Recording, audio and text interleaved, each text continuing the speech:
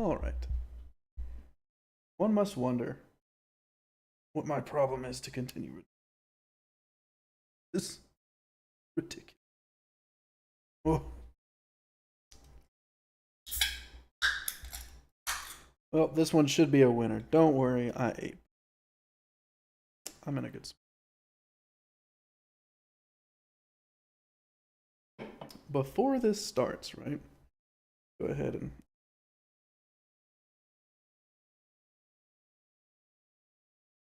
boom. All right. At the time. So, go ahead and turn on the music. Boop, boop. Now this does audio wise. A little loud. The bot though. Starting off right before we get to anything. Going into this, once again, as always, we know that none of these people matter. Which is why it's fun to listen to them. That does not mean we are not going to probably hear some crazy shit when we watch this.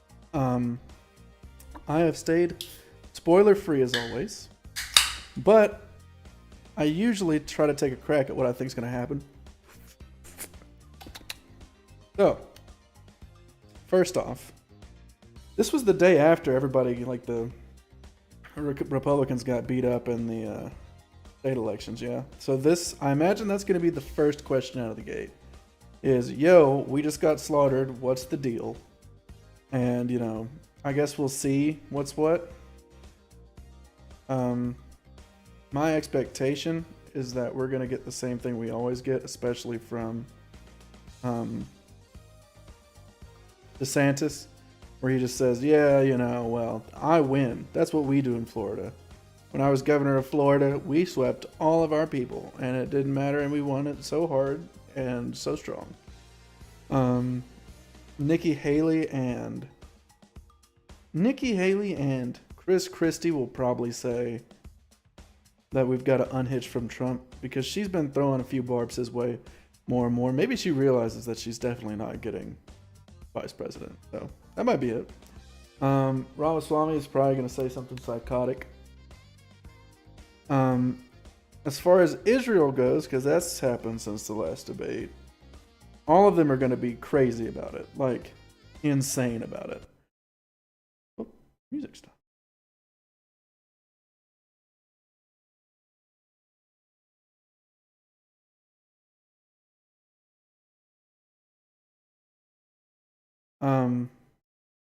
All of them are going to be psychotic about it. Which is fine. Like, you know, that's fine. You get to be crazy. That's kind of Brizzy broke. Yeah, they're all going to be crazy. I know Nikki Haley is going to be at least more crazy than I would expect. Chris Christie's probably going to be the most normal about it, but I could definitely be wrong about that. Vivek is going to be psychotic about it. And DeSantis is going to sound like he's got his line copy and pasted from else. We already know that about most of the stuff, though. From the state elections, they will probably talk about abortion and trans issues, which we went into that pretty in detail last time. It's only 2 hours.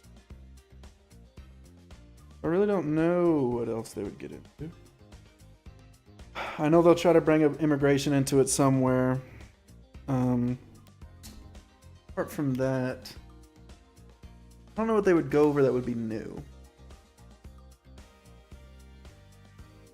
Maybe Trump and his indictments. The fact that he's already got his fraud case. He's already guilty. They're just talking, you know, they're just figuring out the numbers now. So that's probably a factor. I think that's all I got. Let's start. Tonight, a critical test in the race for the White House. 5 Republicans battling to become their party's 2024 presidential nominee. The candidates ready to make their case on why they're prepared to be commander-in-chief amid 2 wars. I did not know he was here. But anyway,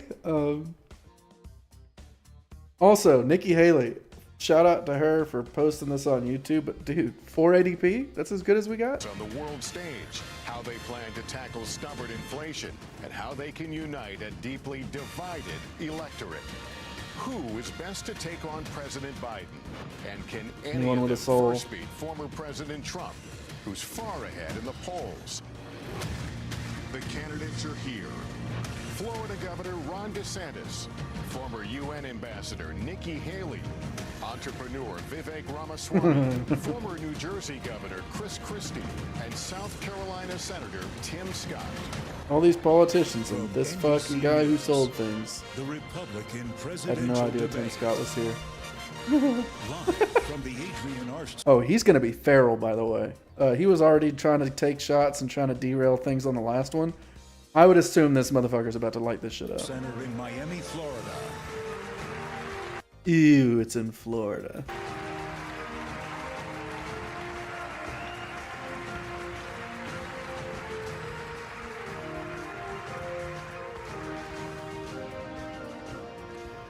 And good evening, everyone. Welcome to the Republican presidential debate. I'm Lester Holt, anchor of NBC Nightly News. Good evening. I'm Kristen Welker, moderator of NBC's Meet the Press. Hello, I'm Hugh Hewitt, host of Salem Radio's The Hugh Hewitt Show. We are now just 68 days from the Iowa caucuses, where Republican primary voters will begin to determine their party's nominee for president. Tonight, we'll question 5 candidates seeking that nomination on how they're best prepared to be commander-in-chief. And, of course, how best to bring down prices impacting Americans across the country. We have 2 hours for a serious debate on the issues that matter most to Republican voters. Candidates will have 1 minute and 30 seconds for answers and the opportunity for a closing statement. Follow-ups will be at the discretion of all of us at the table, the moderators. Invoking a candidate's name or policy does not necessarily mean the mentioned candidate is entitled to a response. We want to caution all the candidates not to interrupt or speak over your Twitter. They're all checking their Twitter to see if they're trending. If you talk over each other, the voters can't hear you. I know Given I'm trending. the critical issues we're facing specifically on the world stage, we want everyone to hear every word you have to say. Continued interruptions may result in loss of additional questions. And to our audience, please hold your applause so that the candidates can be heard. With that said, let's have a good debate. All right, our first question, the opening question, is one for all of you. Donald Trump is the first ex-president in more than 100 years to run for the White House again, and he remains popular among Republican primary voters as his legal challenges mount.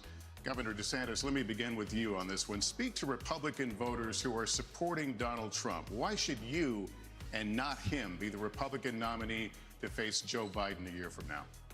This country is in trouble, and the elites that have put us here, just the way he talks. they don't care about you. They don't care that you're having to grapple with higher grocery prices or have higher gas prices. They don't care that your family's less secure because of the open border that's allowed drugs and even terrorists to come into this country. Well, I care. All right, are we doing that one? Are we doing the Hamas terrorist cells crossing the southern border thing? That's a bizarre talking point. I am not going to sit idly by and let this country continue its downward spiral. We need leadership, and we need it now. I'll take the hits, I'll take the arrows, I'll take the slings, because ultimately it's not about me. It's about you. I will fight for you. I will make sure to lead this country's revival, and I will win for you and your family. Actions speak louder than words. We don't have time for excuses, and it's not something that we're going to be able to have all these distractions. As a veteran, I will get the job done. That's a veteran. What does that have to do with anything? He has not mentioned Trump once. Maybe he's going to wrap it up with Trump. Now, if you look where we are now, it's a lot different than where we were in 2016. And Donald Trump's a lot different guy than he was in 2016. Ooh. He owes it to you to be on this stage and explain why he should get another chance. He should explain why he didn't have Mexico pay for the border wall. He should explain why he racked up so much debt. He should explain why he didn't drain the swamp. And he said Republicans were going to get tired of winning. Well, we saw last night, I'm sick of Republicans losing. In Florida, I showed how it's done. Yes, lose. 1 year ago here, we want a historic victory, including a massive landslide right here in Miami-Dade County. That's how we have to do it. So I promise you this, as the nominee, next November I'll get the job done, and as president, I will deliver. Your time for is you. up. Let me turn to Ambassador Haley. Let me turn to Ambassador Haley. Why you and not the former president? Hate to just come I out think you so look at the fact fucking that right. we're almost $34 trillion in debt. 60% of Americans are living paycheck to paycheck. 50% of American families can't afford diapers. 1 in 6 American families can't pay their utility bills. You have parents who are worried about what's being said or taught to their child in the classroom. There's no transparency. We have anti-Semitism all over our college campuses. Almost want to do it, but I'm not going to. And students feel unsafe. You've got an open border where terrorists can come through, and we've got wars happening all over us, and there are dangers around us. You know, everybody wants to talk about President Trump. Well, I can talk about President Trump. I can tell you that I think he was the right president at the right time. I don't think he's the right president now. I think that he put us $8 trillion in debt, and our kids are never going to forgive us for that. I think the fact that he used to be right on Ukraine and foreign issues, now he's getting weak in the knees and trying to be friendly again. I think that we've got to go back to the fact that we can't live in the past. We can't live in other headlines. We've got to start focusing on what's going to make America strong and proud. And that's what I'm focused on doing. Let's make sure we pay down our debt. I think we need an accountant in the White House. Let's make sure that we have transparency in the classroom. As a mom, I know what that means. Let's make sure we secure our borders so that our families are safe. Let's get crime down because our families want to know that they can be safe no matter where they go. And as the wife of a combat veteran, I will tell you, the military needs to know we have our back, and we need to make sure that America is strong. Ambassador, thank you very much. Yeah, military, not enough attention, bro. Come on, help this military out. Let me just caution the audience. Let's not go down this road. We've asked you to please, restrain yourselves, and would be helpful so we can hear the candidates because these are important issues, and the voters want and need to hear them. Mr. Ramaswamy, let me turn to you. Please make your case. Why should you be the nominee and not the former president?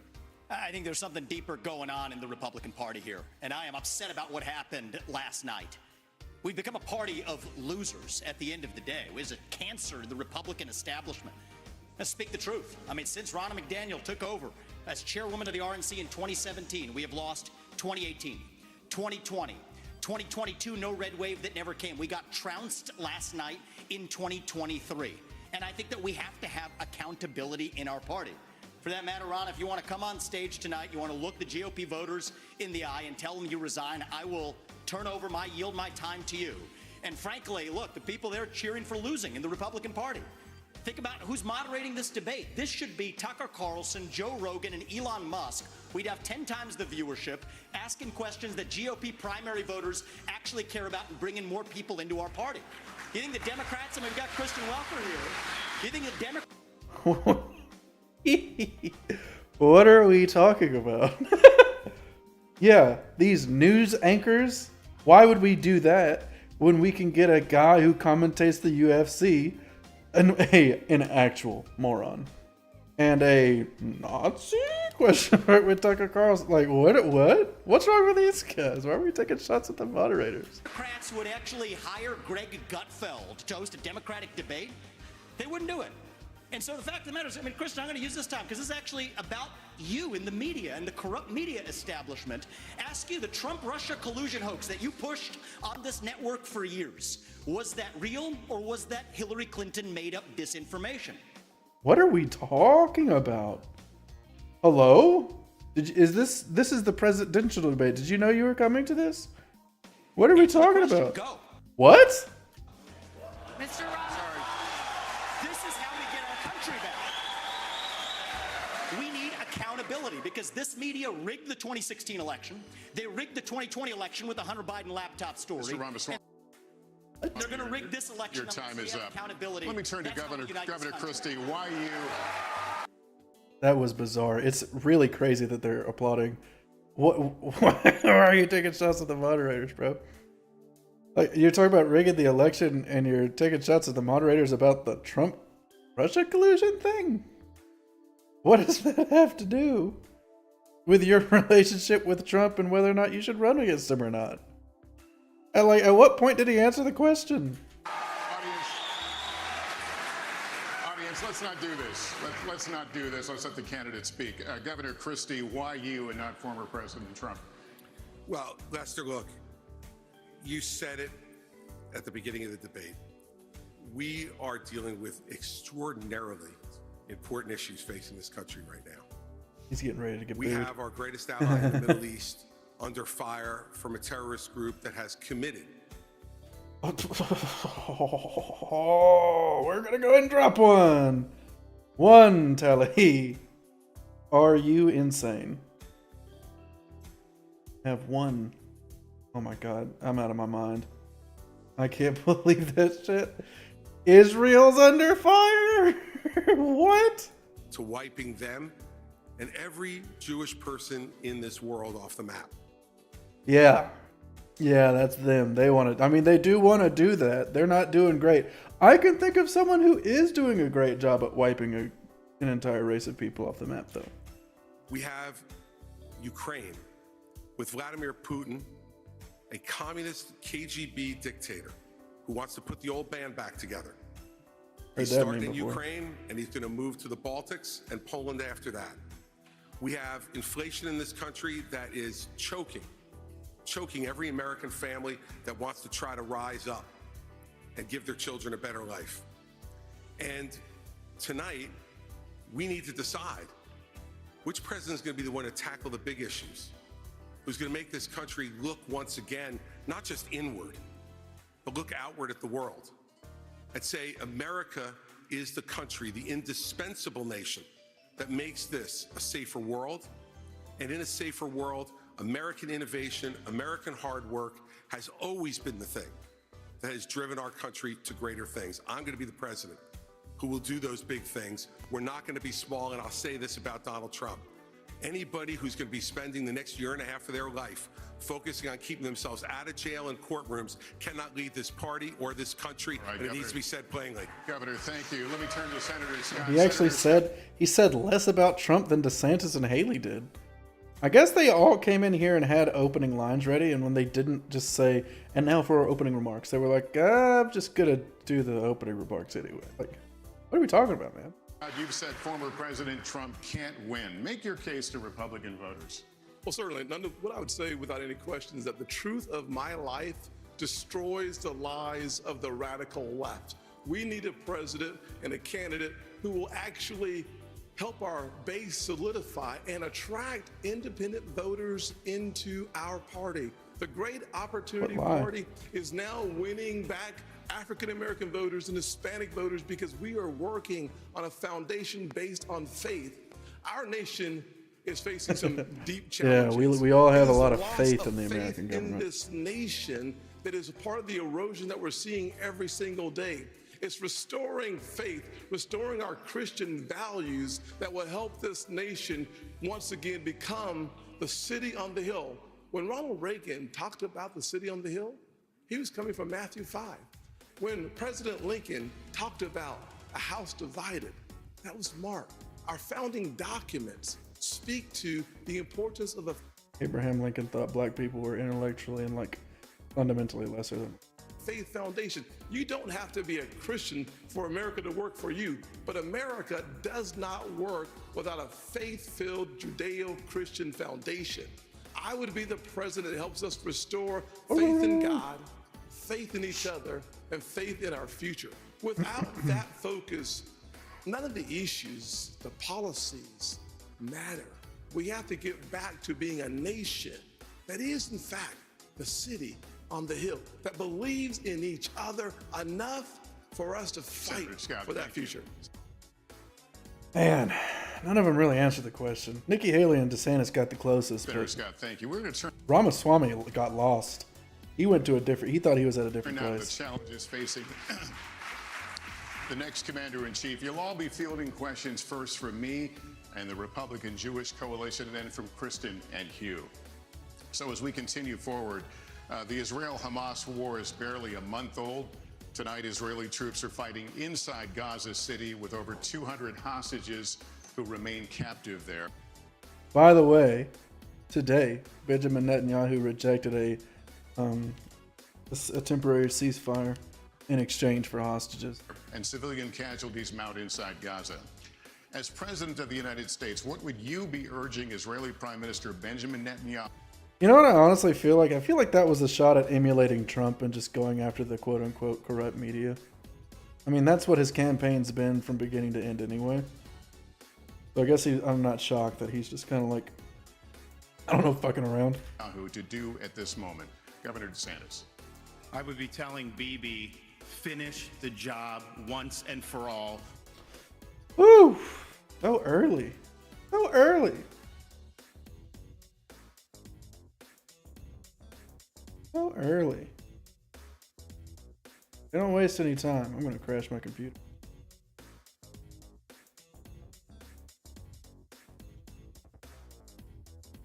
With these butchers, Hamas. They're terrorists. They're massacring innocent people. They would wipe every Jew off the globe if they could. He cannot live with that threat right by his country. That Hamas should release every hostage and they should unconditionally surrender. I'm sick of hearing the media. I'm sick of hearing other people blame Israel just for defending itself. We will stand with Israel in word and in deed. Just for defending itself. Against what, bro? 90+% civilian death rate? Who are you defending yourself against? And in private. And I can tell you, as governor, I actually did something about it. Biden's neglect has been atrocious. We had Floridians that were over there. Biden's neglect has been atrocious. He sucked every fucking Israeli cock he could find. After the attack, he left them stranded. They couldn't get flights out. So I scrambled resources in Florida. I sent planes over to Israel, and I brought back over 700 people to safety. There could have been more hostages had we not acted. And I'll tell you this, I met the first plane load when they came to Florida, and one of the mothers pointed to a 6-year-old daughter, and she said, my daughter had been saying the last 2 nights, Mommy, I don't want to hear any more bombs, no more rockets. I just want to get back to Florida.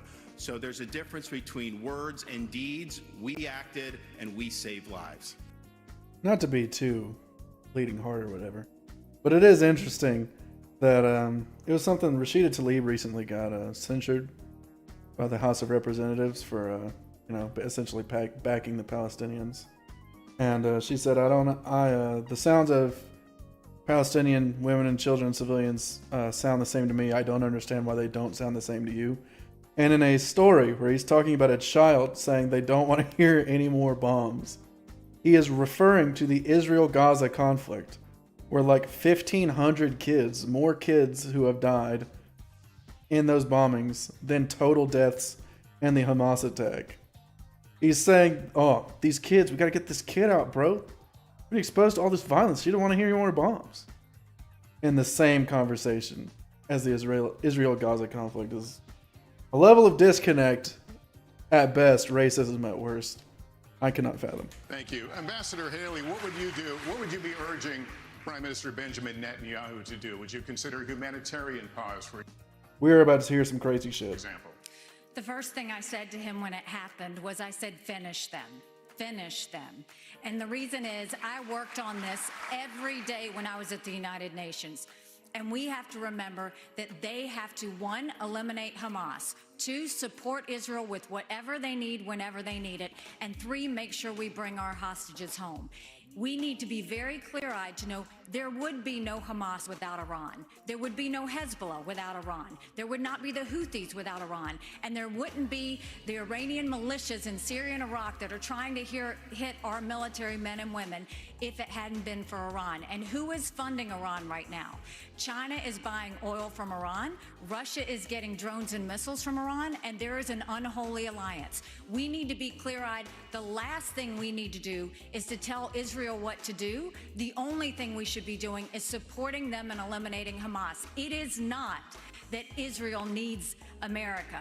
America needs Israel. They are the tip of the spear when it comes to this Islamic terrorism, and we need to make sure that we have their backs in that process. All right. Thank you. Mr. Ron. You know what? You get another. You get another just for doing so good. I gotta say, you really showed out there, bud. Yeah, that shit is crazy. Which, kudos for the honesty. She's like, I don't have to deal with this shit. We're gonna go ahead and fucking kill them all. But no, she's like, I don't want to have to deal with these fucking losers. We need to go ahead and knock it out. And I mean, she's fucking straightforward and honest. This is what all the war hawks have been talking about, trying to get into a war with Iran off of this. And I mean, she is right. The only reason America hooks up to Israel so hard is because it's essentially a military base for us in the Middle East. I mean, that's why we suck their dick so hard. So, I mean, I guess credit for being honest, but just didn't like the honesty, if I'm being honest. Mr. Ramaswamy, any daylight between you and the candidates we just heard in this issue on what you would tell the Prime Minister? Not in terms of what I would tell the Prime Minister, no. In fact, I would go one step further. The Of course you would. founding vision of Israel was based on the idea that they don't want to depend on anybody else's sympathy or direction in defending themselves. So what I would tell Bibi is that Israel has the right and the responsibility to defend itself. I would tell him to smoke those terrorists on his southern border, and then I'll tell him as President of the United States, I'll be smoking the terrorists on our southern border. That's his responsibility. This is our responsibility. That's how we move forward. But I want to be careful to avoid making the mistakes from the neocon establishment of the past. Corrupt politicians in both parties spent trillions, killed millions, made billions for themselves in places like Iraq and Afghanistan, fighting wars that sent thousands of our sons and daughters, people my age, to die in wars that did not advance anyone's interests, adding $7 trillion to our national debt. And Joe Biden sold off our foreign policy. Joe Biden's son, Hunter Biden, got a $5 million bribe from Ukraine. We knew it would be back. One monster. That's why we're sending $200 billion back to that same country. The Ramaswamy spoke. Get that ass banned. The fact of the matter is the Republican Party is not that much better. You have the likes of Nikki Haley, who stepped down from her time at the UN. Bankrupt or in debt was her family. Then she becomes a military contractor. She joins the board of Boeing and otherwise, and is now a multimillionaire. So I think that that's wrong when Republicans do it or Democrats do it. That's the choice we face. Do you want a leader from a different generation who's going to put this country first? Or do you want Dick Cheney in 3-inch heels? All right, Mr. In which case, we've got two of them on stage tonight. Ramaswamy, thank you. Senator Scott. Oh. The fucking heel joke didn't really land. He kind of delivered it funny, too. Let's go ahead and wind it down. Border. That's his responsibility. This is our responsibility. That's how we move forward. But I think he was too excited to get the dunk in, and he kind of stumbled I over want to be it. careful to avoid making the mistakes from the neocon establishment of the past. Corrupt politicians in both parties spent trillions, killed millions, made billions for themselves in places like Iraq and Afghanistan, fighting wars that Only an sent outsider can talk about thousands stuff of our like sons this. and daughters, Oh, was people it? my age, to die in wars that did not advance anyone's interests. Only a non-politician can say this, by the way, because all the other ones would have voted for it. And make no mistake, Vivek would have supported the Iraq war too. $7 trillion to our national debt. And Joe Biden sold off our foreign policy. Whatever that Joe means. Biden's son, Hunter Biden, got a $5 million bribe from Ukraine. That's why we're sending $200 billion back to that same country. Already The fact PS of the matter stream. is the Republican Party is not that much better. You have the likes of Nikki Haley, who stepped down from her time at the UN. Bankrupt or in debt was her family. Then she becomes a military contractor. She joins the board of Boeing and otherwise, and is now a multimillionaire. Look at So that I think smile. that's wrong when He's like, Republicans hell do it yeah, or dude. Democrats do it. That's the choice we face. Do you want a leader from a different generation who's going to put this country first? Or do you want Dick Cheney in 3-inch heels? All right, In Mr. which case, we've got Ramaswamy. two of them on stage Mr. tonight. Ramaswamy, thank you. Senator Scott. Yes. Senator, same question to you about you're the president, you're on the phone in the Oval Office with the Prime Minister, you tell him what? Well, number one, I Oh, tell did you hear that one motherfucker Prime laughing? Minister Oh. Netanyahu, not only do you have the responsibility and the Hold right up. to wipe Hamas, not Hey, only do you have the responsibility, I would tell Wake up. Prime Minister Netanyahu, Hey, not only do you have the responsibility and the right to wipe Hamas off of the map. We will support you. We'll be there Compensate. with you. We'll stand shoulder to Compensate. shoulder. There will be no daylight. But I would change the station a little bit, though. How is and that head no back daylight home means? to America. I would say to President Biden, diplomacy only is a weak strategy. Appeasement leads to war. From President Obama to President Biden, Appeasement. Obama sent millions to Iran. Frankly, President Biden has sent billions to Iran. That is When? Where? How? Source? Source?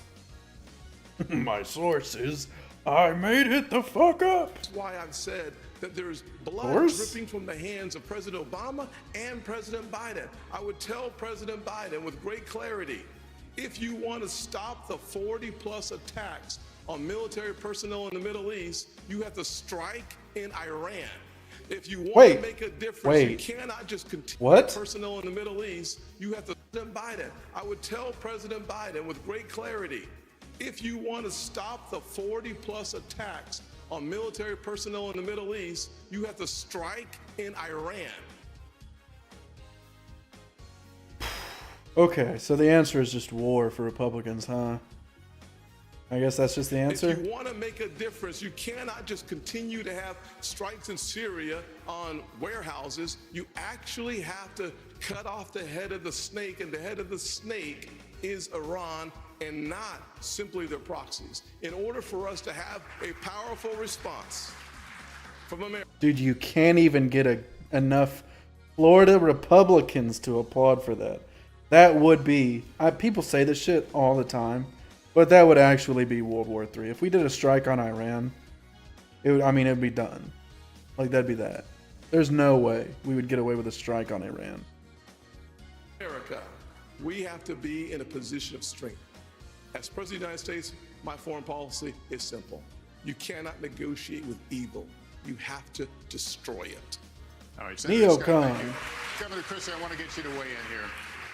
Look, Lester, these problems are so big and serious that the first thing I would say to Prime Minister Netanyahu is pretty simple. America is here, no matter what it is you need I thought he cussed for a second. to preserve the state of Israel. Remember that Hamas's main goal is to get rid of Israel, is to get Israel absolutely off the map. Now, there are three things I think I would say to him when he asked for advice. The first I would say is that it is absolutely your obligation to protect the territorial integrity of Israel. Secondly, to make sure you protect the security and the safety of your people. Every time something happens to compromise either one of those things, it creates greater unrest in the entire region. Second, you must go in and make sure that Hamas can never do this again. The fact is that Israel and their intelligence community failed. They failed here, and they failed the people of the state of Israel. And so we need to work closely and better together to make sure, one, that they're degraded, and two, that we know everything that's going on inside Gaza Strip when it's going on, so that something like this can't happen to kill 1,400 individuals again. And the third thing is to keep your eye on the ball. 10,000 plus deaths in Gaza. Make sure that we continue to isolate Iran. Work with the reasonable nations in the Middle East, the other Arab nations who want to partner with you, and make sure that we continue to isolate Iran so that their only friends in the world are the part of the evil foursome: China, Russia, Iran, and North Korea. Governor Christie, thank you very much. And we're going to continue in this vein right now with a question from Matthew Brooks, the CEO of the Republican Jewish Coalition, a partner of the Republican National Committee in this debate. Here it is.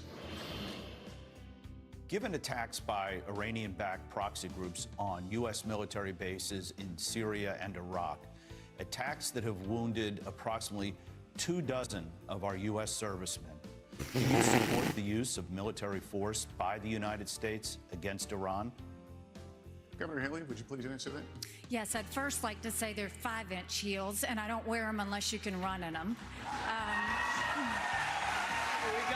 I will kill myself before I let some shit like that slide through without saying anything. Absolutely not. Two of you on stage.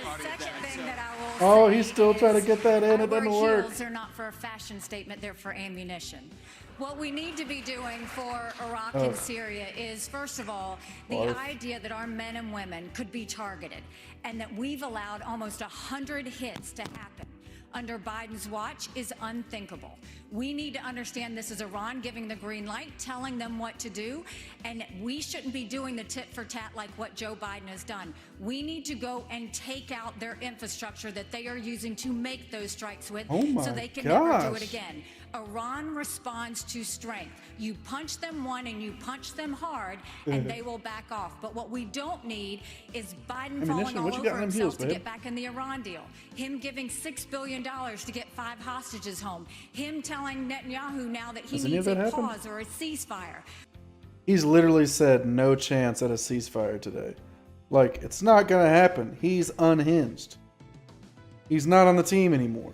Oh, I'm still wearing his hat. Oh, hold on. Didn't notice. Fuck, where am I?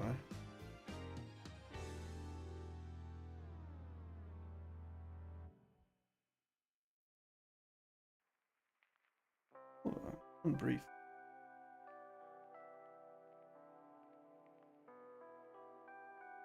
Remember that.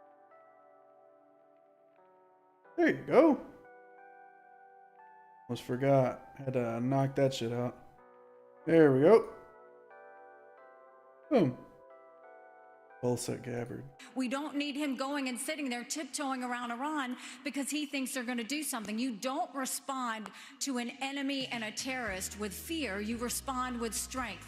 When you do that, that's when the world pays attention, and that's when Iran stops. Thank you. Governor DeSantis, if I can continue with you. Just today, the U.S. launched another one of its limited let's go back just a second. Targets in Syria. Right.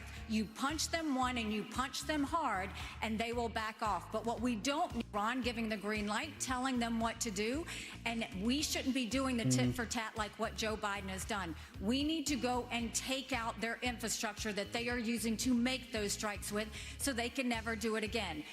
Taking out infrastructure is an act of war. I mean, that's just literally what that is. Iran responds to strength. You punch them one and you punch them hard, and they will back off. But what we don't need is Biden falling all over himself to get back in the Iran deal.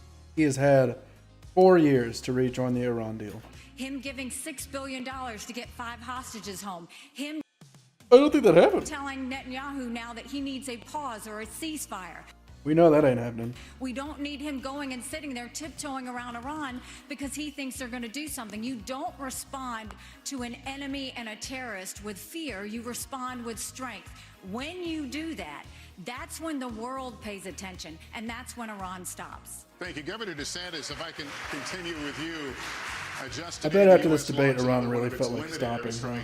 Against targets in Syria, this time Iranian-linked facility. How far would you go militarily to hold Iran accountable? Well, first, Matt, thanks for your question, and I appreciate what you've done over the last month. I know it's been very difficult for the community, and appreciate you guys rallying together in difficult times. I actually served in Iraq back in the day, and we had Al-Qaeda in Iraq. You had Shia militias that were funded by Iran that were killing hundreds and hundreds of U.S. troops. They were very scary. As Commander-in-Chief, I am not going to put our troops in harm's way unless you're willing to defend them with everything you have. Biden has them out there. They're sitting ducks. He's doing glancing blows. That's just inviting more attacks from the Iranians. I would say... Are we getting attacked by Iran? I don't know if that's the case. I mean, I think they're just referring to terrorist cells being funded by Iran.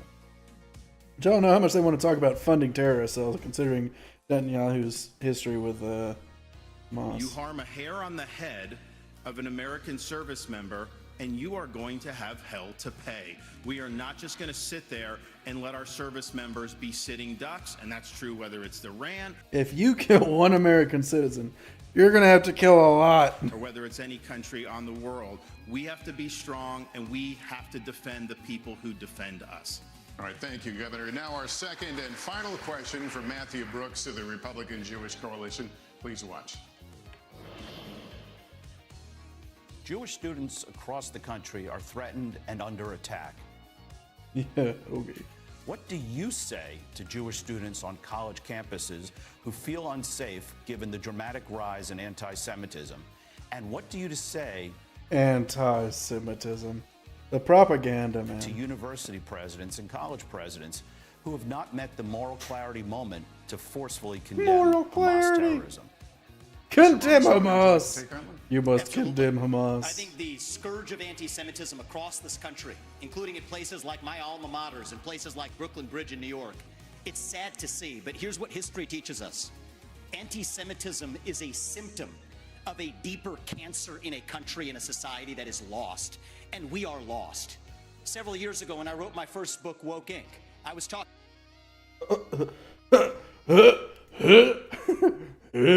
about they were chanting death to America, death to white people, death to Christians. Nobody was waking up back then. Yeah, that happened. Now it's That's a even real bad. Now thing they're that saying occurred. Death to Israel and worse. So it is wrong, but we have to get to the root cause here.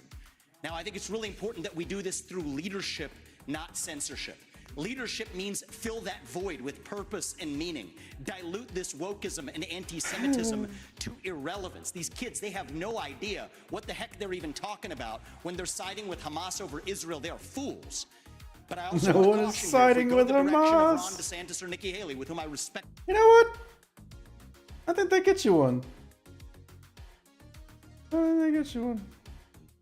Add it to the list.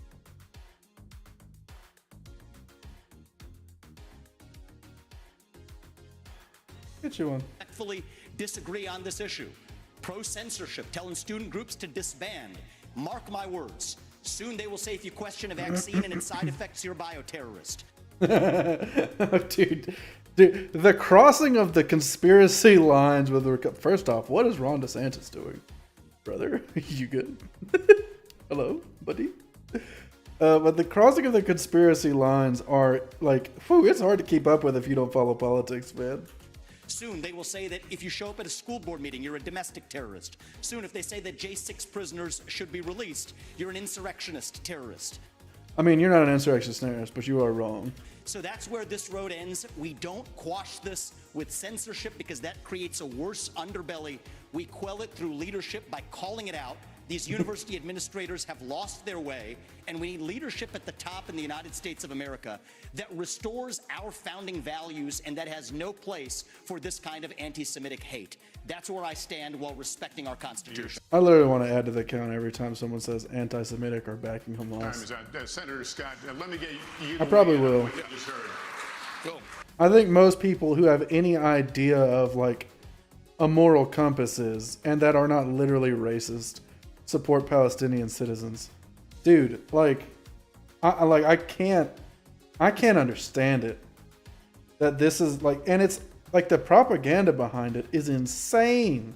It's insane.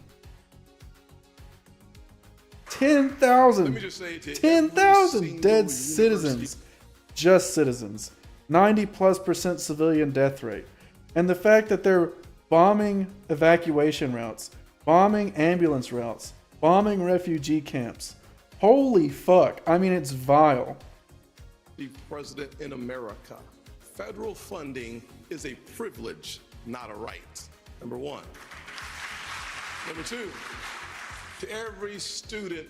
Also, I mean, they've literally got, like, Congress and the White House have reports filing in. Like, their offices are getting overwhelmed with calls of people being like, chill the fuck out. And they literally are just saying no. Across the board, they're just saying no. Who've come to our country on a visa to a college campus. Your visa is a privilege, not a right. Number three. Oh my God. Oh, is that a tally? It's something. He's saying out of... Fuck, dude. If you don't support us killing a minority in a region of our allies, then we will kick you out, fellow minority. Like, Jesus. Any campus that allows for anti-Semitism and hate, to allow students to encourage terrorism, mass murder, and genocide, you should lose your federal funding today, period. To all the students on visas who are encouraging Jewish genocide, I would deport Jewish you genocide from those campuses. We have to stand strong get another one. with our Jewish Americans. At the end of the day, we should not have our Jewish students in a library being told to hide. On our streets in New York, a Jewish citizen has the right to walk on the streets of America with no fear. They have the right to go to college campuses, go to class, and not fear. We will restore that. I started working on anti-Semitism on college campuses. No, he actually sounds like he's been drinking. In 2017, because even then there was a rise of anti-Semitism on college campuses.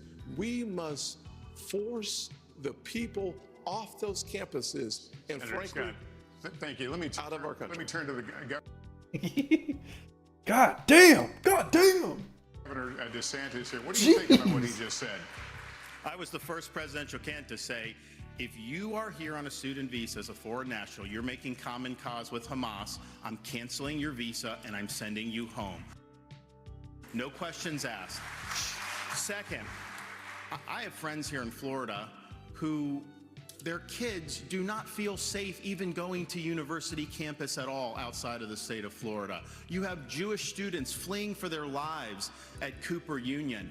Joe Biden should have the Department of Justice on these college campuses and holding the universities accountable for civil rights violations. Prosecute when you have civil rights? going to these That's a banger meme. Hold on, that's funny. Please say it again. Say it again, sheep.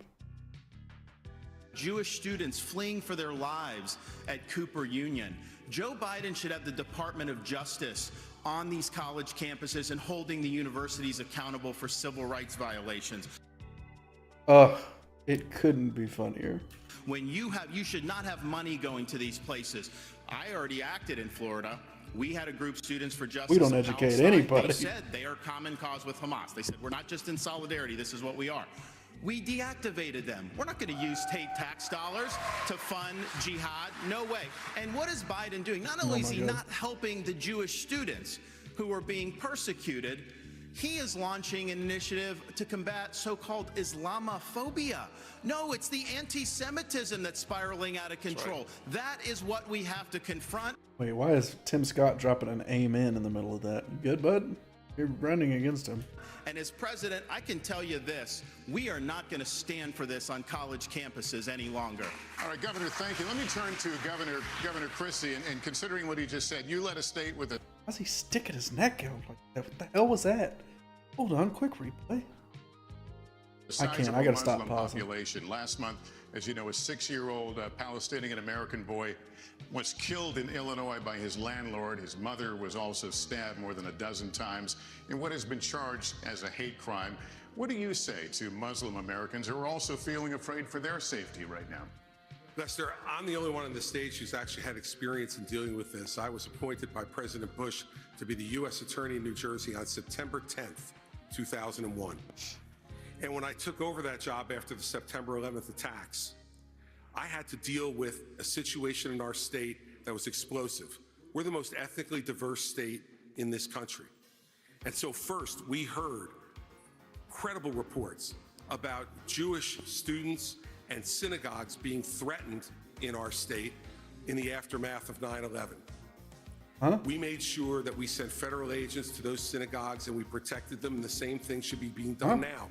At the very same time, I personally went from mosque to mosque in New Jersey and met with the leaders of those mosques and with the members of the mosques. And I said to them, law enforcement is on your side to protect you, regardless of your religion, if you are going to comply with the law. And we developed fabulous relationships with Muslim Americans all across the state of New Jersey. And we stopped any hate crimes. This has got to be shown to anybody under the age of 50. Like, you've got to watch this, man. You have to. That were going on either against Jewish Americans in New Jersey or Muslim Americans in New Jersey. It takes leadership, Lester, to know how to do this. You must work with both sides. Both sides need to know it, but let us never have a false moral equivalence between Hamas and Hezbollah and the Jewish people. The Jewish people stand for right and justice, and Hamas and Hezbollah stand for death. Governor Christie, thank you. Ambassador Haley, what do you say to Nobody supports Hamas right now in this current environment that we're talking about? Yeah, literally good people on both sides, man. The country and I'm sorry, but like we all know the Hamas terrorist attack was god awful. It was vile and disgusting.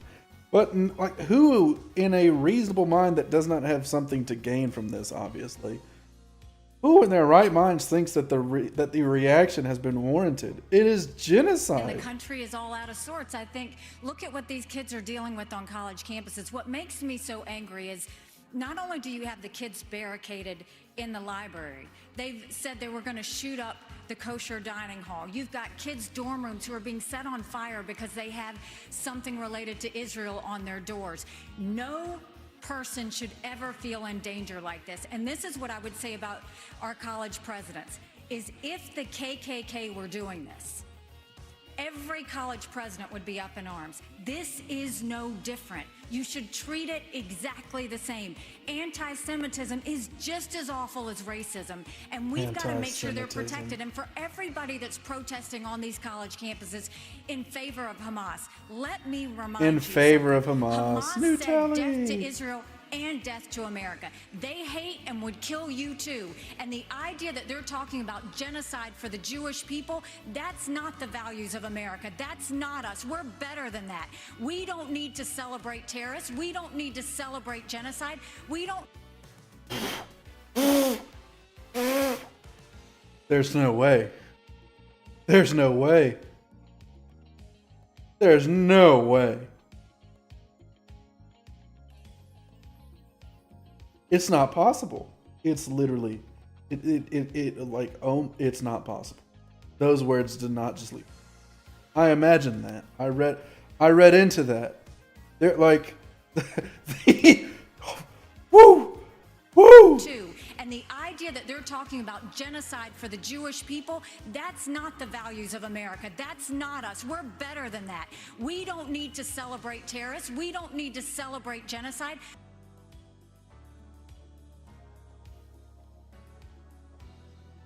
Dude, I'm actually like stunned she said that. We don't need There's no way she's that disconnected. Celebrate. I mean, if she was on the board of Boeing, like Vivek said, like fucking yeah. But like, damn. In a room full of people. Anybody, we need to go back and search in our country. It got worse. And we are about than that. We don't need to celebrate terrorists. We don't need to celebrate genocide. We don't need to celebrate violence towards anybody. Ooh, what? I stopped her because I was shocked, and then she kept going. It got worse. We need to go back and soul search in our country and remember what we are about. And we are about taking care of people. God. Not going and making them live in fear because some other terrorist activity says they want to destroy them. She if this were a math problem, right? We would have the exact same equation, but the answer would be very different. Like, what the fuck are you talking about? Thank you, Kristen. Lester, thank you. This is another question for the entire field, so you will all get a chance to respond. But Senator Holy Scott, fuck. I'd like to start with you. What? The United States has given Ukraine financial and military support since the war began more than 600 days ago. President Zelensky told me on Sunday if Russia isn't stopped now, quote, the price will be higher for the United States, and Americans would be forced to, quote, send your sons and daughters to defend NATO countries. Senator Scott, where do you stand on more funding for Ukraine? I certainly have been very supportive of Ukraine. I believe that ultimately we should make sure that the President of the United States states what is America's national vital interest in Ukraine. It is actually in degrading the Russian military. We've been very effective using our resources and our weaponry and the incredibly high price of Ukrainian blood to achieve that objective. Yes. Wait, hold on. Wait, he's spitting. Of the Russian military, and that's good news. But the American people are frustrated that they do not have a president who reminds us and tells us, where's the accountability? Where are those dollars? How are those dollars being spent? We need those answers. You know, I need an indicator. I have a genocide count and a Hunter Biden count with the monster counts. But I need an indicator for how many times in a debate these fellas have equated Ukrainian support 2 bags of money. For us to continue to see the support for Ukraine. And at the same time, I would say that a package that's been offered by the Why do you enunciate it like that, baby? The president for Ukraine and Israel, that's the wrong approach. We need to focus specifically on providing Israel with the $14 billion that they need so that we show the world that we are 100% undeniably standing shoulder to shoulder with Israel. And then as we turn away from that direct support for Israel, we should go to our southern border and close our southern border with the resources necessary. I believe that we have sleeper terrorist cells in America. Thousands of people have come from Yemen, Iran, Syria, and Iraq. If we are going to deal with the Listen to what he just said and don't tell me that's not xenophobia. I know I just said I need to stop rewinding, but excuse me, dog? Hold on a second. Say that shit again. For Israel, we should go to our southern border and close our southern border. Listen to what he's about to say. Necessary. I believe that we have sleeper terrorist cells in America. Okay, I believe we have sleeper terrorist cells in America. Thousands of people have come from Yemen, Iran, Syria, and Iraq. If we are going to deal with the national security emergency at our border, we have to do it now. I mean, this is not a stretch. I'm not reading into what he just said. He said, I believe we have sleeper terrorist cells in America. Look at how many people we let in from the Middle East. They've, at least some of them have to be terrorists. Jesus.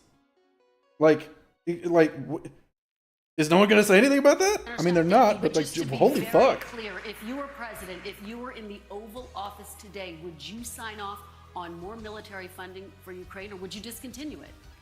Bottom line is we have to first have the level of accountability that allows the American people to understand where the resources have gone. Number one. Number two, after we have that responsibility taken care of and accountability, then we have an opportunity to look at the overall strategy that helps us degrade the Russian military while we use our resources and, frankly, keeping our NATO partners safe from the Russian military is absolutely essential. As you understand, Article 5 would require to support and to defend NATO, our troops on the ground. The fastest way for us to eliminate that possibility is for us to destroy, to the extent possible, the Russian military. By doing so, we actually achieve the objective of keeping our military home, and that's good news. He's right. He's right on that. It's literally, we're giving them old shit we're not even using for the most part.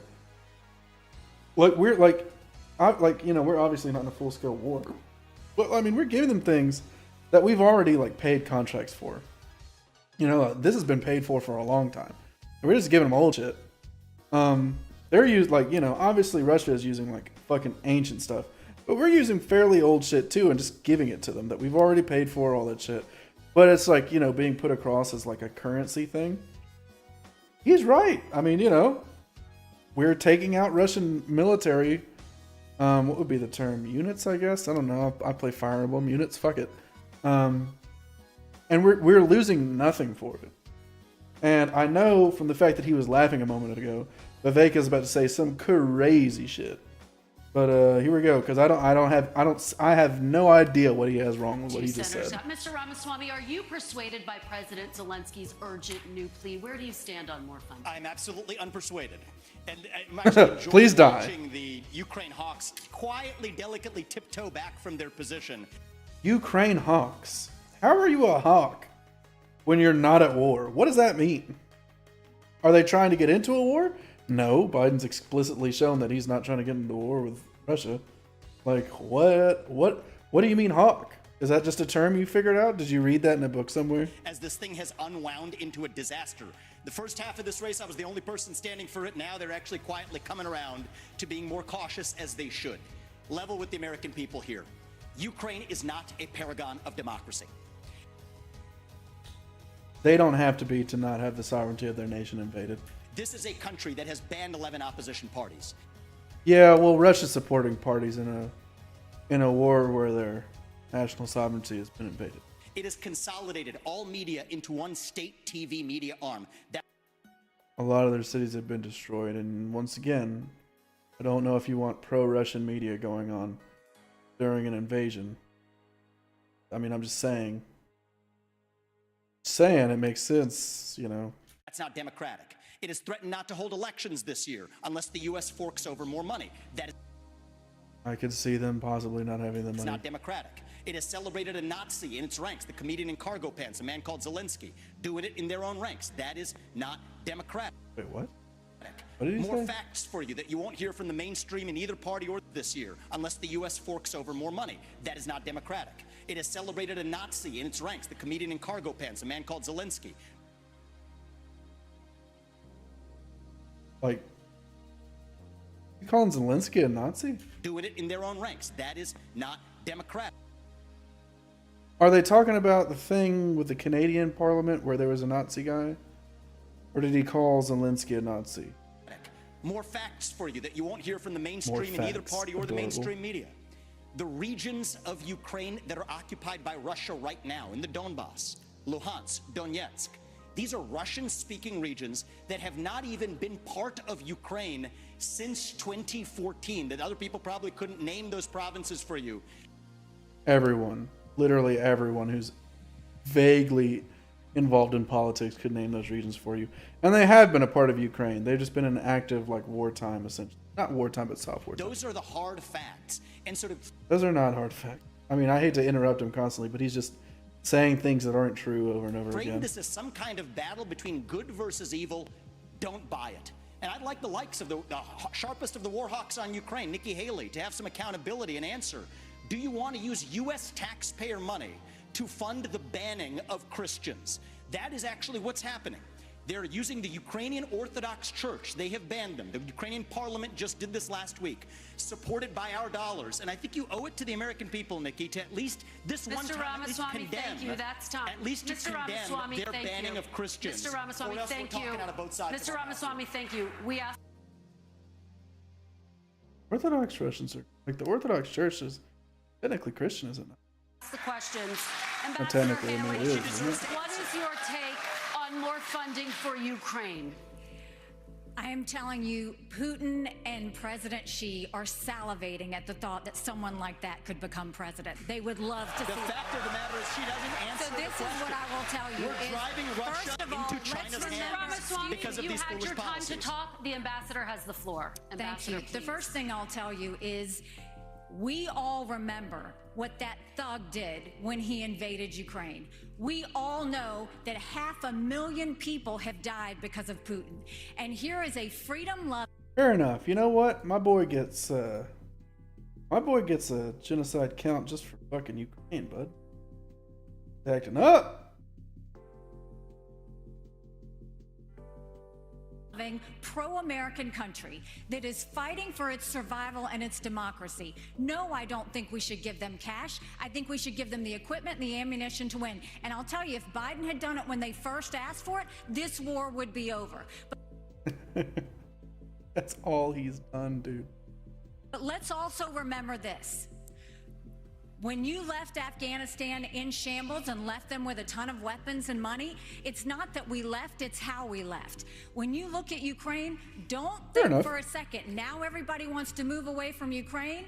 They'll want to move away from Israel a year from now. America can never be so arrogant to think we don't need friends. After 9/11, we needed a lot of friends. Now is the time to get partnerships. This unholy alliance between Russia, Ukraine, and China is real. There is a reason the Taiwanese want us to support the Ukrainians. It's because they know that China's coming. Now is the time to get partnerships. This unholy alliance between Russia, Ukraine, and China is real. There is a reason the Taiwanese want us to support the Ukrainians. It's because they know that China's coming after them next. There is a reason Ukrainians want us to support Israelis, because they know that if Iran wins, Russia wins. Ambassador, we have to see the combination of the three. Ambassador, thank you. Governor Christie. All right, so she said Ukraine instead of Iran. And how long should Americans be expected to help fund the war in Ukraine? Kirsten, let's remember the last time that we turned our back on a shooting war in Europe. It bought us just a couple of years. And then 500,000 Americans were killed in Europe to defeat Hitler. This is not a choice. You know what? They didn't ask him, I think, about... Did he get any genocide counts earlier? Because it would be really funny if he did get a genocide count earlier, and in the opportunity to talk about Hitler, he mentioned 500,000 Americans instead of 6 million Jews. This is the price. The anti-Semitism comments are really boiling now. We pay for being the leaders of the free world. And the fact is, this alliance is not just with Russia and China. Governor Haley knows this. Iran is in the middle of this as well, and so is North Korea. And they are all working to support Russia right now. And the reason they're doing it is because dictators work together. People who believe in democracy work together. We must stand with all of those that are standing up for democracy and freedom in this world. And by the way, let's remind everybody of this. You've heard of Cold War I. In 1992, this country made a promise to Ukraine. We said if you return nuclear missiles that were part of the old Soviet Union to Russia, and they invade you, we will protect you. An American promise that's 31 years old is no different than an American promise that's made tonight on this stage. We need to stand by it. And those of us who forget history are doomed to repeat it. And I'd like to respond. And the absolute that was actually a great response so far, which is being suggested on this stage, just shows the immaturity of the approach. Governor Christie, thank you. Governor DeSantis, I'd like you to weigh in on this idea. Are you concerned that this could become a wider war if Putin is not stopped now? Well, any suggestion by Zelensky or anyone else that we're going to eventually have U.S. troops there, I can tell the American people when I'm president that will not happen. We are not going to send your sons and daughters to Ukraine. I am going to send troops to our southern border. That was actually a shocking lack of applause, not only in a Republican debate, but also in Florida while Governor DeSantis is. They didn't like that, actually. If you look at the threats that we face, terrorists have come in through our southern border. I'm going to shut it down. I'm going to have the military, and I'm going to deport the people who've come, particularly under Biden, who've come from the Middle East, come from all these places. Now, Biden wants $105 billion. The xenophobia. 60, most of that's Ukraine, including some of it. Like there hasn't even been a terrorist attack happen. If a terrorist attack had happened, I don't want one, fucking obviously, to happen. But even if one had happened, I would be like, oh, they're blowing this out of proportion. It hasn't occurred. Their talking points on terrorism has happened instantly. But going to pay pensions for bureaucrats and salaries, that is a totally ridiculous use of American tax dollars. He says he has money for border to try to do, and the media repeat that. When you look at it, what most of the money is money to process more illegal aliens into this country. How is that solving the problem? That's making the problem worse. And what does he do for the Indo-Pacific? A pittance. That is the top threat that we face. We need to bring this war to an end. We need the Europeans to step up and do their fair share. And we need to get serious about the top threat that this country faces. Okay, do not quote me on this. Cannot disclaimer this enough. Can't possibly. But it's either as far as GDP or military budget is concerned. Hasn't Germany given like an unusually high amount? Is it Germany? I could be wrong. That's just a thought. Thought I heard that. Which is the Chinese Communist Party. So if I may respond to the Ukraine question. In fact, we are going to go from the hot wars in Ukraine and Gaza and Israel to what many people are calling the new Cold War with China. And I remind the audience that it's important for our visitors at home to be able to hear you, and especially for the people in Beijing to hear you. Many Republicans believe that the Chinese Communist Party and General Secretary Xi is an existential threat to the United States. The flashpoint is Taiwan. For decades and decades, the American military, but primarily the United States Navy, has deterred an attack from China to the island state of Taiwan. But Ronald Reagan's Navy of 600 ships is gone. Now, the question to you is, and I'll start with you, Ambassador Haley, because you were in President Trump's cabinet. His goal was a 355-ship Navy. That's what he pushed for. He got to 300. It's now at 291. Is that big enough to deter and, if necessary, defeat an invasion of Taiwan? China has the largest naval fleet in the world. They have 350 ships. They'll have 400 ships in 2 years. We won't even have 350 ships in 2 decades. China has built up their military. It's not just land, air, and sea. They're doing cyber. They're doing artificial intelligence. They're doing space. America needs to modernize our military. We need to do everything we can. That's kind of comedic, right? It's kind of a funny thing to say. America needs to modernize its military. We've got like crystal clear photos of like military sites from orbit, from satellites that were sent up in the 1970s. The 1970s. I don't know that you have to worry about a non-modern military force for America. First thing is, you go and you make sure you have the backs of Ukraine. That's why the Taiwanese want us to support Ukraine, because they know that sends the biggest message to China. The second thing is, we go to China and we start being tough on them. No more sales of our American soil to China, and let's take back what they've already stolen. Then you go and to the universities. No more having millions of dollars go to our universities. Then we will go and end all that was the DeSantis point. Trade relations with China until they stop murdering Americans from fentanyl, something Ron has yet to say that he's going to do. And then we modernize. What? Why the shot at Ron DeSantis? Our military. When we strengthen our military, when we modernize it with the focus of cyber, artificial intelligence, and space, when we make sure that we have the backs of our friends, whether it's in Israel, whether it's in Ukraine, and we should be arming Taiwan. Make sure they have the equipment they need. Make sure they have the training they need now. There's nothing China fears more than knowing that America will have Taiwan's back. Let's make sure that we show it by making sure they have the equipment they need. Governor DeSantis. So obviously Nikki Haley loves war, but like, I don't disagree with the Taiwan point. I don't disagree with setting them up. I really don't. I don't really actually have anything to add. My question is specifically about the Navy. It's at 291. It's going to go down perhaps as low as 280. Is it enough? And what would you build if you were going to build more?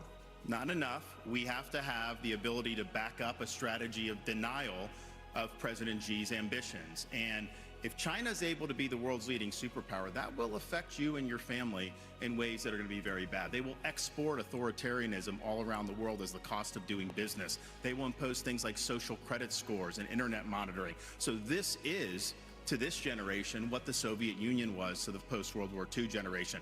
I've already released a plan. We're going to get to 355 ships at the end of the first term, 385 ships at the end of the second term, but we're going to have a path to 600 ships over the next 20 years. I think the future of freedom is going to be determined in the Indo-Pacific. We have a strategy not just military, but decoupling from the economy and fighting them here at home with their cultural. You know, Ambassador Haley said somehow I wasn't doing. She welcomed them into South Carolina, gave them land near a military base, wrote the Chinese ambassador a love letter saying what a great friend they were. That was like their #1 way to do economic development. In Florida, I banned China from buying land in this state, and we kicked out on our universities, and we kicked the Confucius Institutes out of our universities. We've recognized the threat, and we've acted swiftly and decisively. Senator Scott, you've been in the Congress since 2011. Defense spending has... Why is he doing the Joker lip slick? That wasn't bad from him, honestly. He was a little in the weeds there, right? Shocked to hear them. They have plans for building up naval ships to combat the... Like, whoa. Like, I mean, you know, left-wing people talk about, you know, Medicare for all and forgiving student loans and legalizing marijuana, and he's like, we're gonna build 600 ships. We're gonna make a fuck ton of boats, dude. So many boats. You've never seen so many boats. Where are we going to get the money, and what would you build, and what kind of ships to deter China from attacking Taiwan? Why are you hitting Tim Scott with the what kind of ships are you? One. That's so fucked up. With the question. Number one, we do not have currently a defense industrial bank to allow us to have the kind of production that we need in order to keep America safe. Frankly, if we are not prepared to fight and engage in three... We don't spend enough money to keep America safe. You heard it here first. ...continents at the same time. Think about where we are today. In the Middle East, we are in the midst of trying to back our strongest ally. In Eastern Europe, we're seeing our resources and our weaponry help degrade the Russian military. The Indo-Pacific, we have real challenges. The long-term threat is China. Immediate threat is our southern border.